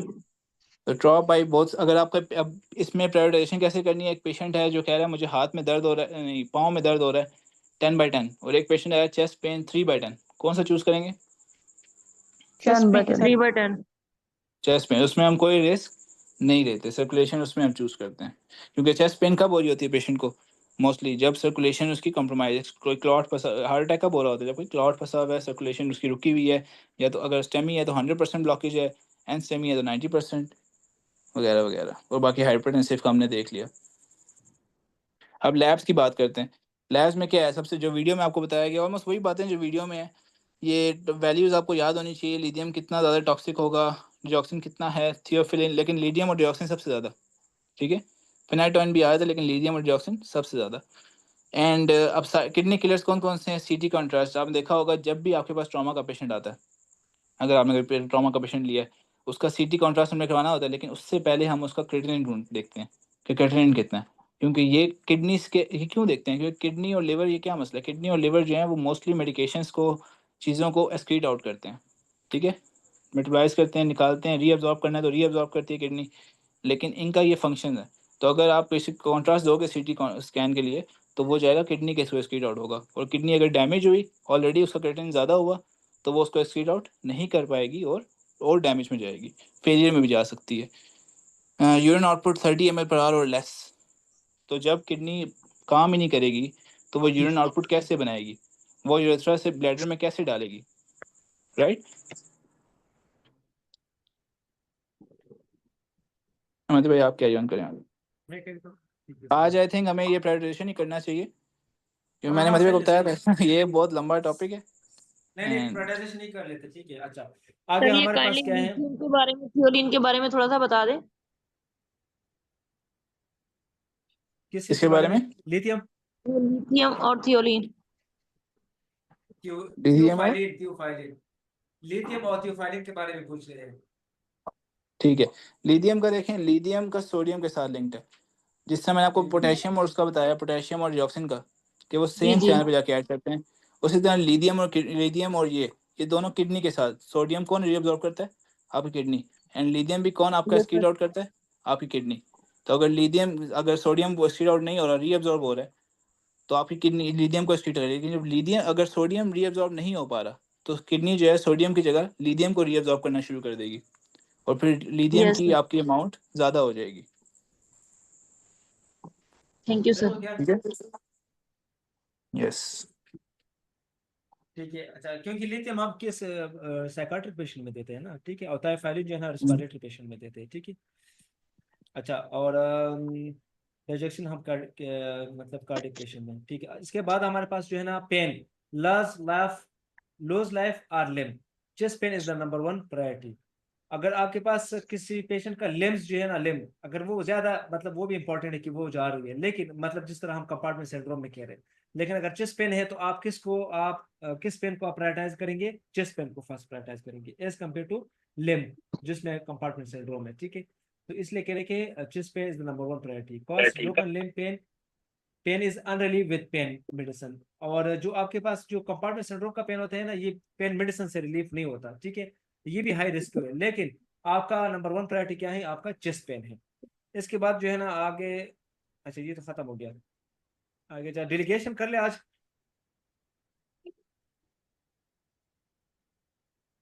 जी सर कर मैं लें। समझता हूँ ना प्रायोरिटाइजेशन को नहीं, लोग डेलीगेशन शॉर्ट है, बहुत शॉर्ट है। मैं कहता हूँ कर लेते, कोई मसला नहीं है, वैसे भी टाइम है 10-15 मिनट में कर लेते। चल रहे हो। ये देखो, चलो मैं भी साथ साथ करता हूँ, आप भी करते जाए। ये 5 राइट्स ऑफ डेलीगेशन है, मतलब आप 5 मौकों पे जो है ना आप डेलीगेट कर सकते हैं, ठीक है। राइट पर्सन जो सही बंदा है, मतलब अगर आप एलपीएन को कोई चीज डेलीगेट कर रहे हैं, तो क्या एलपीएन इस स्कोप ऑफ प्रैक्टिस के लिए एलिजिबल है या नहीं है? कौन सा टास्क आप दे रहे हैं, क्या वो टास्क इससे डेलीगेटिव के लिए सही है या नहीं है? राइट सर्कमस्टेंसेस वो मौका है डेलीगेशन के लिए या नहीं? राइट कम्युनिकेशन प्रॉपर तरीके से आपने डेलीगेट किया या नहीं? और राइट सुपरविजन आपने बाद में आपने इसको असेस किया कि जो काम आपने डेलीगेट किया आप इसके सुपरवाइज है, आप इसकी काउंटेबल है, तो राइट सुपरविजन, ये 5 जो है ना राइट्स है। अब हमारे पास जो है ना सबसे पहले अनलाइसेंस असिस्टेड पर्सन होता है, जिस तरह हम पाकिस्तान में इसको क्या कहते हैं, एनए, नर्स असिस्टेंट, ठीक है। अब उसका क्या काम है? उसका काम है नंबर 1 एम्बुलेटिंग पेशेंट्स को ना मोबिलाइज करना, टर्निंग करना, लाइनिंग चेंज करना, बाथिंग, वेट करना, toileting, feeding, oral care, vital signs, intake and output. लेकिन क्या नहीं कर सकता? No medication, no IVs, no assessment, no delegation, क्योंकि वो क्या आ गया डेलीगेट कर लेगा, वो खुद ही डेलीगेटिव है। ठीक हो गया, ये क्लियर है? अब इस पे क्वेश्चंस है। A nurse's work in a busy long-term care facility need to be delegated to the unlicensed assistive person she is working with. Which of the following tasks would be appropriate to delegate? Select all that apply. Performing an initial assessment. Delegate कर सकते? Yes, no. No. No sir. Okay. Checking vital sign. Yes, no. Yes. Yes. Yes yes किसी ने कहा no. Yes sir yes. अच्छा. Setting up oxygen. No Yes. No. Listen to the client's lung sound. No No. No. Administering acetaminophen for No. pain score of 3. No. No. No no answer कौन कौन से ठीक है? Performing initial assessment, no. Checking vital sign, No. Yes, ये ठीक है। Setting up oxygen, ये yes है या no? Yes. Yes. No. No. No. Sir No. Oxygen yes like a medicine 10 तक। नो नो सर लगानी नहीं है। Correct answer is B and C. अब देखो CQT के setting up of oxygen is a part of routine room setup and it is appropriate to task to delegate. ये set कर रहे हैं, ये कोई वो नहीं कर रहा, ठीक है? यस सर, सही सेटिंग है, आना था। सिर्फ सेटिंग कहा, ये नहीं कहा कि आप ऑक्सीजन लगा दें, लगाना नहीं कहा था, ना स्टार्ट करने का कहा था। ओके सर, समझा नहीं समझ नहीं पाए। ओके ओके, समझ आ गया अभी? यस सर, सेटिंग अप लिखा हुआ है। ओके, अच्छा, अब एलपीएन का क्या काम है? एलपीएन का काम सुनो, ठीक है? ये यहाँ पे बातें कौन कर रहे हैं? ये गजाला अनवर कौन है यार? उसको बोलो साइलेंट कर दे, साइलेंट होगी। अच्छा, एलपीएन जो है ना, एलपीएन का काम है एवरीथिंग एज यूएपी डज। समझ आई? यूएपी जो काम करते हैं वो एलपीएन भी करेगा, वो तो सारा काम करेगा, कर सकता है। गैदरिंग डेटा ये कर सकता है, केयरिंग फॉर स्टेबल क्लाइंट्स, ठीक है? स्टेबल क्लाइंट का केयर करना, वोंट केयर कर सकता है, मेडिकेशन दे सकता है। यूएपी मेडिकेशन नहीं दे सकता। रीइंफोर्समेंट ऑफ टीचिंग कर सकता है, रीइंफोर्समेंट ऑफ टीचिंग, ये देख लो 6 नंबर को, ये बहुत इंपॉर्टेंट है। टीचिंग और देना किसका काम है? आरएन का। लेकिन रीइंफोर्समेंट अगर कहा है दोबारा टीचिंग देना तो एलपीएन दे सकता है। लेकिन इनिशियल और teaching gas and discharge, initial teaching and हाँ, discharge teaching should not be given by LPN. और अच्छा, क्या गैदरिंग डाटा में भी वो सिंपल डाटा की बात कर रहा है, वो एडमिशन डाटा की बात नहीं कर रहा, वो जस्ट एक हाँ, गैदर करने की बात कर रहा है। हाँ, ठीक है, इनिशियल डेटा गैदरिंग की बात नहीं कर, ठीक है? अच्छा, नो क्या है? एडमिशन असेसमेंट नहीं कर सकता। ये देखो, एडमिशन असेसमेंट उनको क्लियर लिखा है कि ये नहीं कर सकता। प्लानिंग नहीं कर सकता, इवैल्यूएट नहीं कर सकता, अनस्टेबल क्लाइंट्स नहीं दे सकता, ठीक है? अब क्वेश्चन ये, a registered nurse is a licensed practical nurse is working together in a psychiatric ward. Which of the following client may be RN assigned to LPN? A client taking amitriptyline now swinging his jaw and grimacing, कर सकता है या नहीं? कर सकते हैं। कैसे? अब देखें मेडिक इसमें पहले आ रहा मेडिकेशन है तो दे सकते हैं, एमिट्रिप्टिलिन, लेकिन साथ में क्या कहे? now swinging his jaw and grimacing।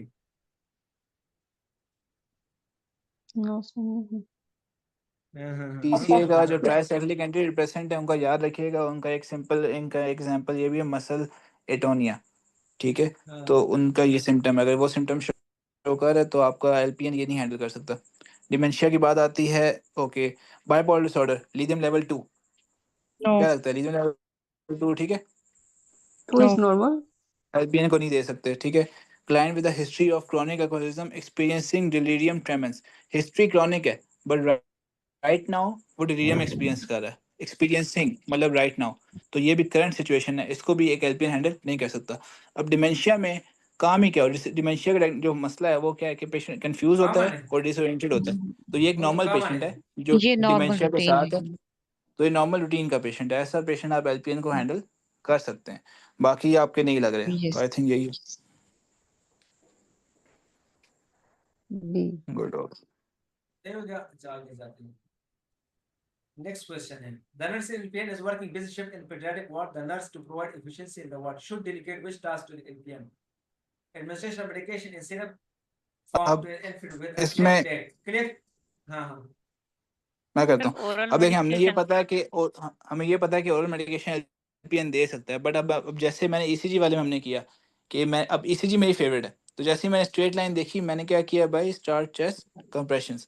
तो वो जो गलती है वो क्यों हुई? क्योंकि फास्ट मैंने बगैर सोचे मैंने इसी रिदम देखी और वो कर दिया, ठीक है? CPR जो इनिशियल डेज में हमारे होता है, तो आपने इसमें अब ये वही बात है, हमने देखा कि ओरल मेडिकेशन दे रहा है बंदा, चलो भाई वो आंसर ठीक है, लेकिन तो पेशेंट इसमें अब पूरा लेफ्ट करते पैलेट हैं। है, पेशेंट उसका रिस्क फॉर दिखता है। Left palate expression. भी है, और उसके बाद आपने बाकी क्वेश्चंस भी देख, बाकी ऑप्शंस भी देखने हैं।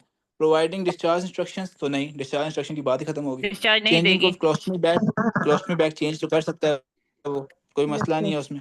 Assessing a child development level बहुत कॉम्प्लिकेटेड है, उसमें आरएन की हाँ, ये नहीं वो करेगी। चाहिए 2 सी मंथ्स जवाब है। में, और ये डेवलपमेंट लेवल जब आप पढ़ेंगे तो आपको पता चलेगा कितना मुश्किल है, क्योंकि 2 मंथ्स में हेड लैग नहीं होना चाहिए, कब उसकी दोनों लेग सिक होनी चाहिए, कब उसको चलना आना चाहिए, कब उसको बोलना आना चाहिए, तो ये चीजें आरएन कर सकता है। यस, तो कौन सा ऑप्शन आपके सी इज सामने? The correct. C C is the C correct. वाला, ठीक है? बेशक उसको एनालिट्रीजिया है बट बैग चेंज करना is normal.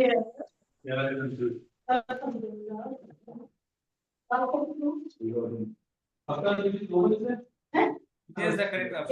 See, then can perform cross functions. ये क्या हुआ? बस हर ऑप्शन हर क्वेश्चन पे ये याद रखिए 1 मिनट 30 सेकंड्स आपके पास कम से कम है हर ऑप्शन का, हर क्वेश्चन के लिए, जो मोर देन इनफ है। ठीक है, तो बस जल्दी नहीं करनी हम लोगों ने, एंड आराम आराम से हमने क्वेश्चन करने, कोई मसला नहीं होता। Sir, how much time for every question? 1.5 I think बन जाता है, क्योंकि 150 2 क्वेश्चंस मिनट हैं, नहीं 5 सर, 2 आवर्स हैं। मिनट। 130 में 130 2 मिनट्स यही है। नेक्स्ट क्वेश्चन क्या है? अच्छा नेक्स्ट क्वेश्चन।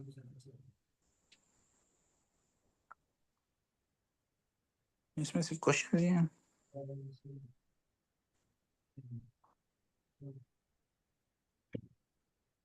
और सारी नेक्स्ट में हमारे पास टॉपिक है आरएन का। रजिस्टर्स का क्या काम है? असेसमेंट करना, इवैल्यूएशन करना, टीचिंग देना, एजुकेशन देना, केयर प्लेस देना, अनस्टेबल क्लाइंट्स को देखना।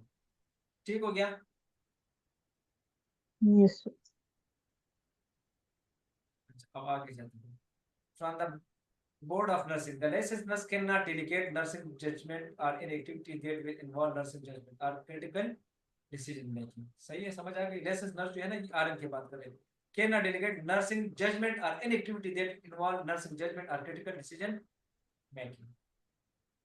Questions क्या है हमारे पास? Due to the absent staff, the postpartum unit is assigned a nurse from the medical ward is a floater. Which of the following clients should the change nurse assigned to the float nurse?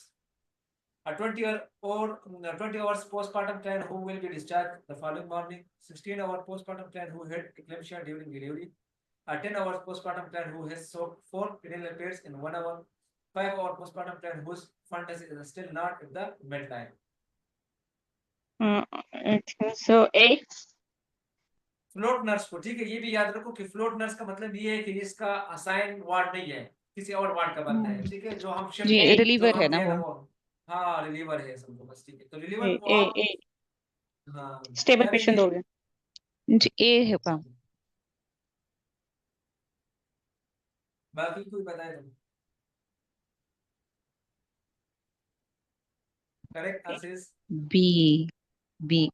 अच्छा, eclampsia 20 during postpartum client, अच्छा सुनो ना, 20 hours postpartum client who will be discharged the following morning, ये तो full stable patient, a 16-hour postpartum client who had eclampsia during delivery, ये तो ये देखो फ्लोट नर्स है ना, नर्स को जो है ना आप मतलब नर्स तो हर पेशेंट देख सकते हैं, अच्छा, फ्लोट नर्स है तो आप हाँ एक चीज़ याद जी रखिएगा बस, इसमें फ्लोट नर्स में जब फ्लोट नर्स की बात आती है ना, तो उसमें याद रखिएगा एक तो ऐसा नर्स है जो या तो ट्रैवल नर्स आ गया, ठीक है, ये हॉस्पिटल का असाइन नर्स नहीं है। हॉस्पिटल के 9 असाइन नर्स बेसिकली वो है जिसने हॉस्पिटल के साथ कॉन्ट्रैक्ट साइन किया हुआ है। फ्लोट नर्स क्या है? बेसिकली जिसने किसी एजेंसी के साथ किया हुआ है, वो कभी किसी हॉस्पिटल में कभी किसी हॉस्पिटल में एजेंसी भेज देती है एज़ पर नीड। ये जो होते हैं इनकी स्पेशलिटी ज़्यादातर, हम ज़्यादातर की बात करें, कंफर्म ज़्यादातर बात करें, ये लोग ज़्यादातर मेडिकल यूनिट्स के होते हैं। और मेडिकल यूनिट्स वालों को जब डिसऑर्डर्स जो आते हैं, ठीक है, अब इसको आप फुल स्टेबल पेशेंट जैसे जैसे मती भाई ने कहा फुल स्टेबल पेशेंट देना, इसको तो नहीं बनती। ठीक है, तो आपके पास अब 3 ऑप्शंस रह गए। 16 आवर पोस्टमार्टम क्लाइंट वो had eclampsia, then 10 hour postpartum client वो हैज सोक्ड 4 पेरिनियल पैड्स, और अच्छा 5 देखो आवर बात सुनो पोस्टमार्टम फाद भाई, क्लाइंट असल में इस क्वेश्चन में पॉइंट क्या था जो हमने मिस किए? पॉइंट ये था ना कि due to absent staff nurse the postmortem unit is assigned nurse from the medical ward is a floater. ठीक है, मेडिकल वार्ड से उसने फ्लोट किया, व्हिच ऑफ द Yes. इसका मतलब है कि जो मेडिकल वार्ड पेशेंट है ना, वो इस तरह पेशेंट देखते हैं ऑलरेडी एक्लिप्शिया टाइप। देखो आप फ्लोट नर्स को वो काम देंगे ना जो आपको लगता है कि वो पेशेंट उनके सामने आते हैं। ठीक है, अगर वो बिल्कुल अनरिलेटेड पेशेंट, मसलन पीडियाट्रिक पेशेंट को आप एडल्ट वाले पेशेंट को कोई काम देंगे ना, तो कोशिश करेंगे वो नहीं देंगे आप, लेकिन फील्ड वाइज चीज देंगे। अब देखो एक्लिम्शिया वाला जो डिलीवरी की बात करें ना, अभी अगर हम रेशनल पे जाएंगे ना, डायरेक्ट रेशनल आप क्या बताया, client has been assigned to the float nurse, the nurse is floating from the medical unit to the postmortem unit. Eclampsia is complication of pre-eclampsia and is characterized by high blood pressure in seizures. The client remains at the risk for seizure. The goal of the management of eclampsia involving controlling seizure and controlling hypertension. Medical unit nurses understand and experience in taking care of the client having seizure. Point समझ आई ना यहाँ पे कि मतलब medical care वाला patient जो है ना, स्टाफ वो इस चीज को ऑलरेडी समझता है कि सीजर पेशेंट को किस तरह आपने कंट्रोल करना है, क्योंकि वो ऑलरेडी ऐसे पेशेंट वहां पे देखते हैं, और ये क्लिम्शिया से भी सीजर हो जाती है, तो इसलिए आप उनको ऐसे पेशेंट देंगे जो ऑलरेडी वो मतलब समझ सकते हैं इस चीज को।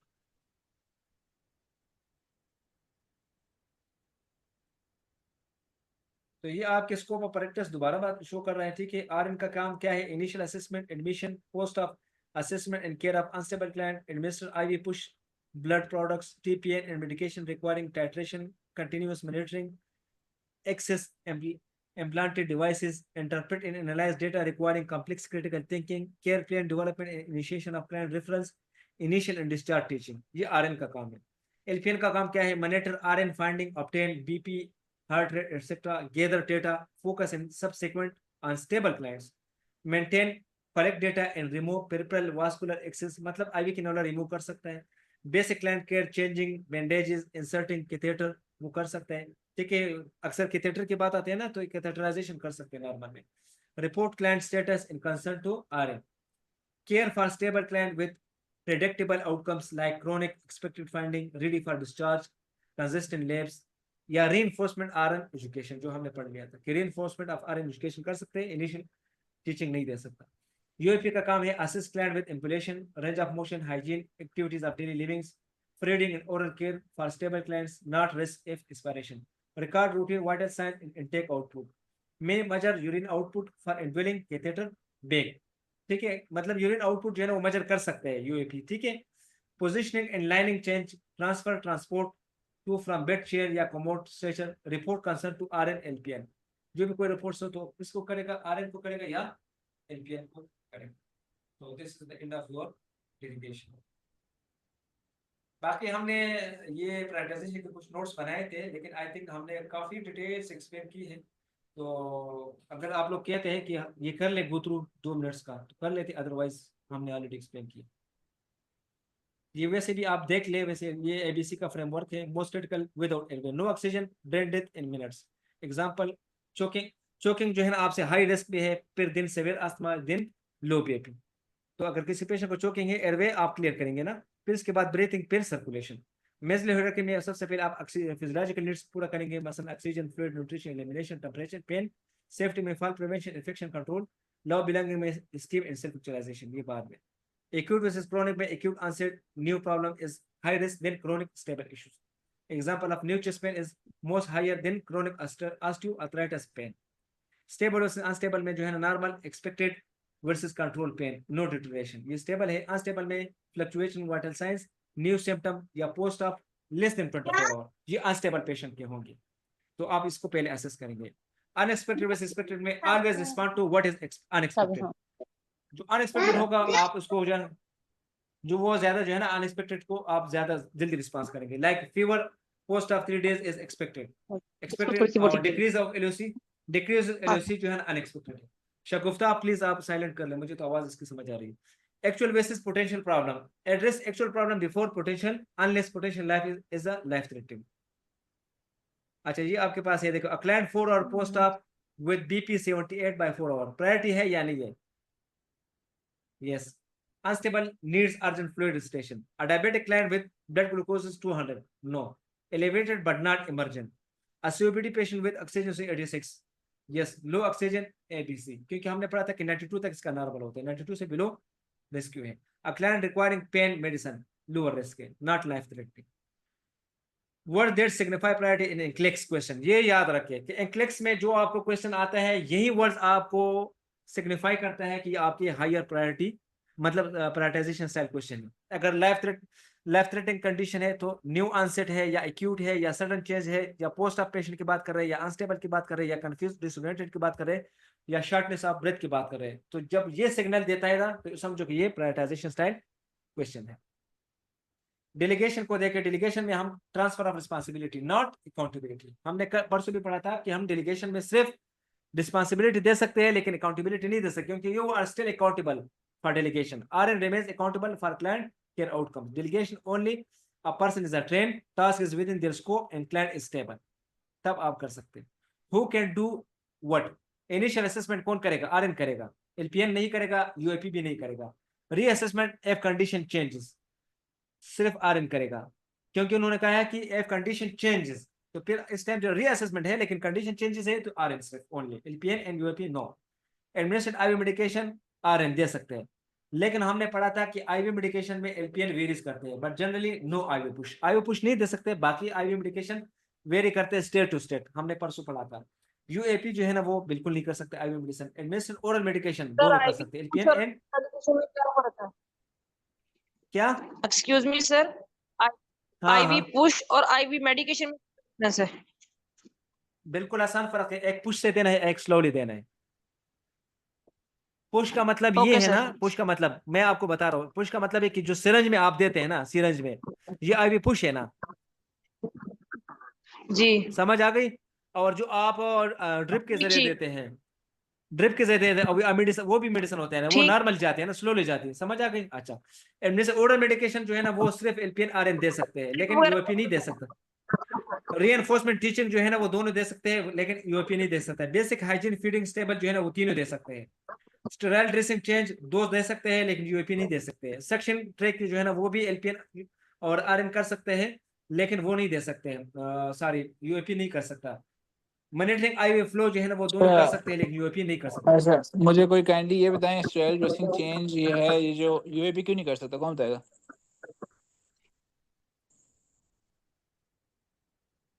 स्टेराइल ड्रेसिंग चेंज करना तो उसका काम है ना यूएपी का, वो तो कर सकता है, क्यों नहीं कर रहा है इसमें?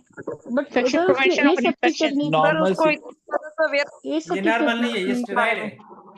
स्टेराइल है, ठीक है, तो स्टेराइल ड्रेसिंग जो ये है ड्रेसिंग चेंज की वो बात इसमें नहीं नहीं है, की है, और स्टेराइल ओवरऑल की बात की है। अगर हाँ अगर ड्रेसिंग चेंज की बात करें तो वो कर सकते हैं, लेकिन स्टेराइल की बात की साथ हाँ में देखो हर पॉइंट को आपने देखना है, तो इसमें फिर यूएपी नहीं दे यस सर, सकते, सर ठीक को है? हाइजीन के बारे में इतना ज्यादा अवेयरनेस नहीं होगी ना, इसलिए वो नहीं कर सकता। हाँ बिल्कुल एग्जैक्टली। अच्छा, द 5 राइट्स ऑफ डेलीगेशन क्या है? इशरत प्लीज आप साइलेंट कर ले, इशरत आप तो क्लास में भी पढ़ती है ना, बस है। 5 rights of delegation: right task appropriate for delegatee, right client condition, right person delegatee competent है या नहीं है, ठीक है? और right direction communication, clear specific instruction देनी है, ऐसा नहीं कि कुछ ऐसे बोले कि उसको कुछ और समझ आया कुछ और कर ले। राइट सुपरविजन मॉनिटर भी करनी है, इवैल्यूएट भी आपने करनी है, ये हमने ऊपर पढ़ लिया। Delegation pitfalls: avoid these. Never delegate assessment, initial focus, teaching, initial education or anything new. ये नहीं डेलीगेट कर सकते। क्लिनिकल जजमेंट वाला चीज का आप नहीं कर सकते, लाइक ट्रायज या care planning. Unstable patient delegate नहीं कर सकता। Example of safe delegation: bathing unstable patient UAP delegate कर सकते हैं। रूटीन केयर दे, नॉन इन्वेसिव है। Monitoring versus for post of patient LPN को दे सकते हैं, ठीक है, स्टेबल प्रेडिक्टेबल पेशेंट है। Teaching insulin education RN only, insulin education की टीचिंग सिर्फ आरएन करेगा, वो कोई नहीं करे, क्योंकि रिक्वायर इवैल्यूएशन एजुकेशन इसके लिए। सेक्शन ट्रकास्टोमी में जो है ना वो एलपीएन को आप डेलीगेट कर सकते हैं if trained with in the LPN scope is most in most state. Giving I push morphine no, सिर्फ आरएन करेगा, हाई रिस्क है, रिक्वायर क्लोज मॉनिटरिंग है। अच्छा, हाई एंड इंटेलेक्स टॉपिक्स में RN can delegate care but not nursing process, assessment, diagnosis, planning, intervention, evaluation ये नहीं कर सकता, ठीक है? If in doubt, do not delegate. अगर आपको डाउट लग रहा है तो डेलीगेट ना करें। Look for keywords in question: unstable, new post of changing annually, those RN task, ये RN task है, ये आप डेलीगेट नहीं कर सकते, ठीक है? तो ये हमारे पास जो है ना आपके टुडे आपके सारे लेक्चर हो गई है। अगर आप 2-3 क्वेश्चन करना चाहते हैं तो हम कर लेते हैं, और बाकी जो है ना तकरीबन आप ऑलमोस्ट टाइम भी काफ़ी हो गया है, 10-11 तक होने वाली है, ठीक है? किसी का कोई क्वेश्चन हो तो पूछ ले, अदरवाइज हम स्टॉप कर लेते हैं। सर मुझे ये एक 10 क्वेश्चन। आपसे वो करना था, जैसे आप यस हमें यस पढ़ा हाँ। रहे हैं, हम्म। ऐसा कोई आप प्लेटफॉर्म या कोई ऐसी वेबसाइट बनाएं या ऐसा फोल्डर बनाएं जिसमें हम जाके असेस कर सकें, और हम अपनी प्रैक्टिस के लिए आप हमें जो क्वेश्चंस दें एटलीस्ट 20 क्वेश्चन रोज के हों, ताकि वो प्रैक्टिस में रहे। जी बिल्कुल, हमारा यही प्लान है कि हम हर वीकली हम आप लोगों से कम 50 क्वेश्चन का मॉक टेस्ट लेंगे, ये हमारा प्लान है इंशाल्लाह। मैं आप लोगों को 50 क्वेश्चन का मॉक टेस्ट दूंगा, गूगल शीट पे हम लेंगे, आपके साथ लिंक शेयर हो जाएगा, लिंक ओपन करेंगे, आपके पास पूरा जो है एमसीक्यूज आएगा, आप एमसीक्यूज करेंगे, सबमिट करेंगे, इसके बाद आप लोग को आंसर शो होगा, रिजल्ट भी इस टाइम शो हो जाएगा, ठीक है? और फिर हम उसको अगले दिन डिस्कस कर सकते हैं, और इंशाल्लाह मैं यूवर से ही आप लोग को एमसीक्यूज प्रैक्टिस करवाऊंगा। वो और किसी ठीक एक दिन, है, हाँ हाँ, जैसे हमारे पास फ्री टाइम कभी है तो मतलब 15-20 मिनट तो में ठीक इतने है, क्वेश्चन आप फ्री टाइम है, आप लोग एमसीक्यूज करना चाहते हैं, बिल्कुल मैं आप लोग के साथ एमसीक्यूज शेयर कर लूंगा, जो हमारे पास एक्स्ट्रा एमसीक्यूज होती है, जिससे हम देखो जो एमसीक्यूज का हम आप लोग से टेस्ट ले लेते हैं ना, इसके बाद हम आप लोग के साथ सारे एमसीक्यूज शेयर कर लेंगे, आप लोग उस पर टेस्ट कर लेंगे, क्योंकि जब एग्जाम ले लेंगे ना, एग्जाम के बाद आप लोग के साथ एमसीक्यूज हम शेयर कर लेंगे, आप बेशक इस एमसीक्यूज के सारे प्रैक्टिस करो। हमारे पास काफी सारे क्यू बैंक है, यूवर्ड की भी है और सॉन्डर्स की भी क्यू बैंक पड़ी है, तो हम आप लोगों के साथ वो क्यू बैंक बाद में शेयर करेंगे एग्जाम के बाद, और फिर इसके बाद आप लोग बेशक डेली बेसिस पे 50 एमसीक्यूज की प्रैक्टिस करें। अच्छी बात, वंस एग्जाम टेकन, ठीक है। Okay okay.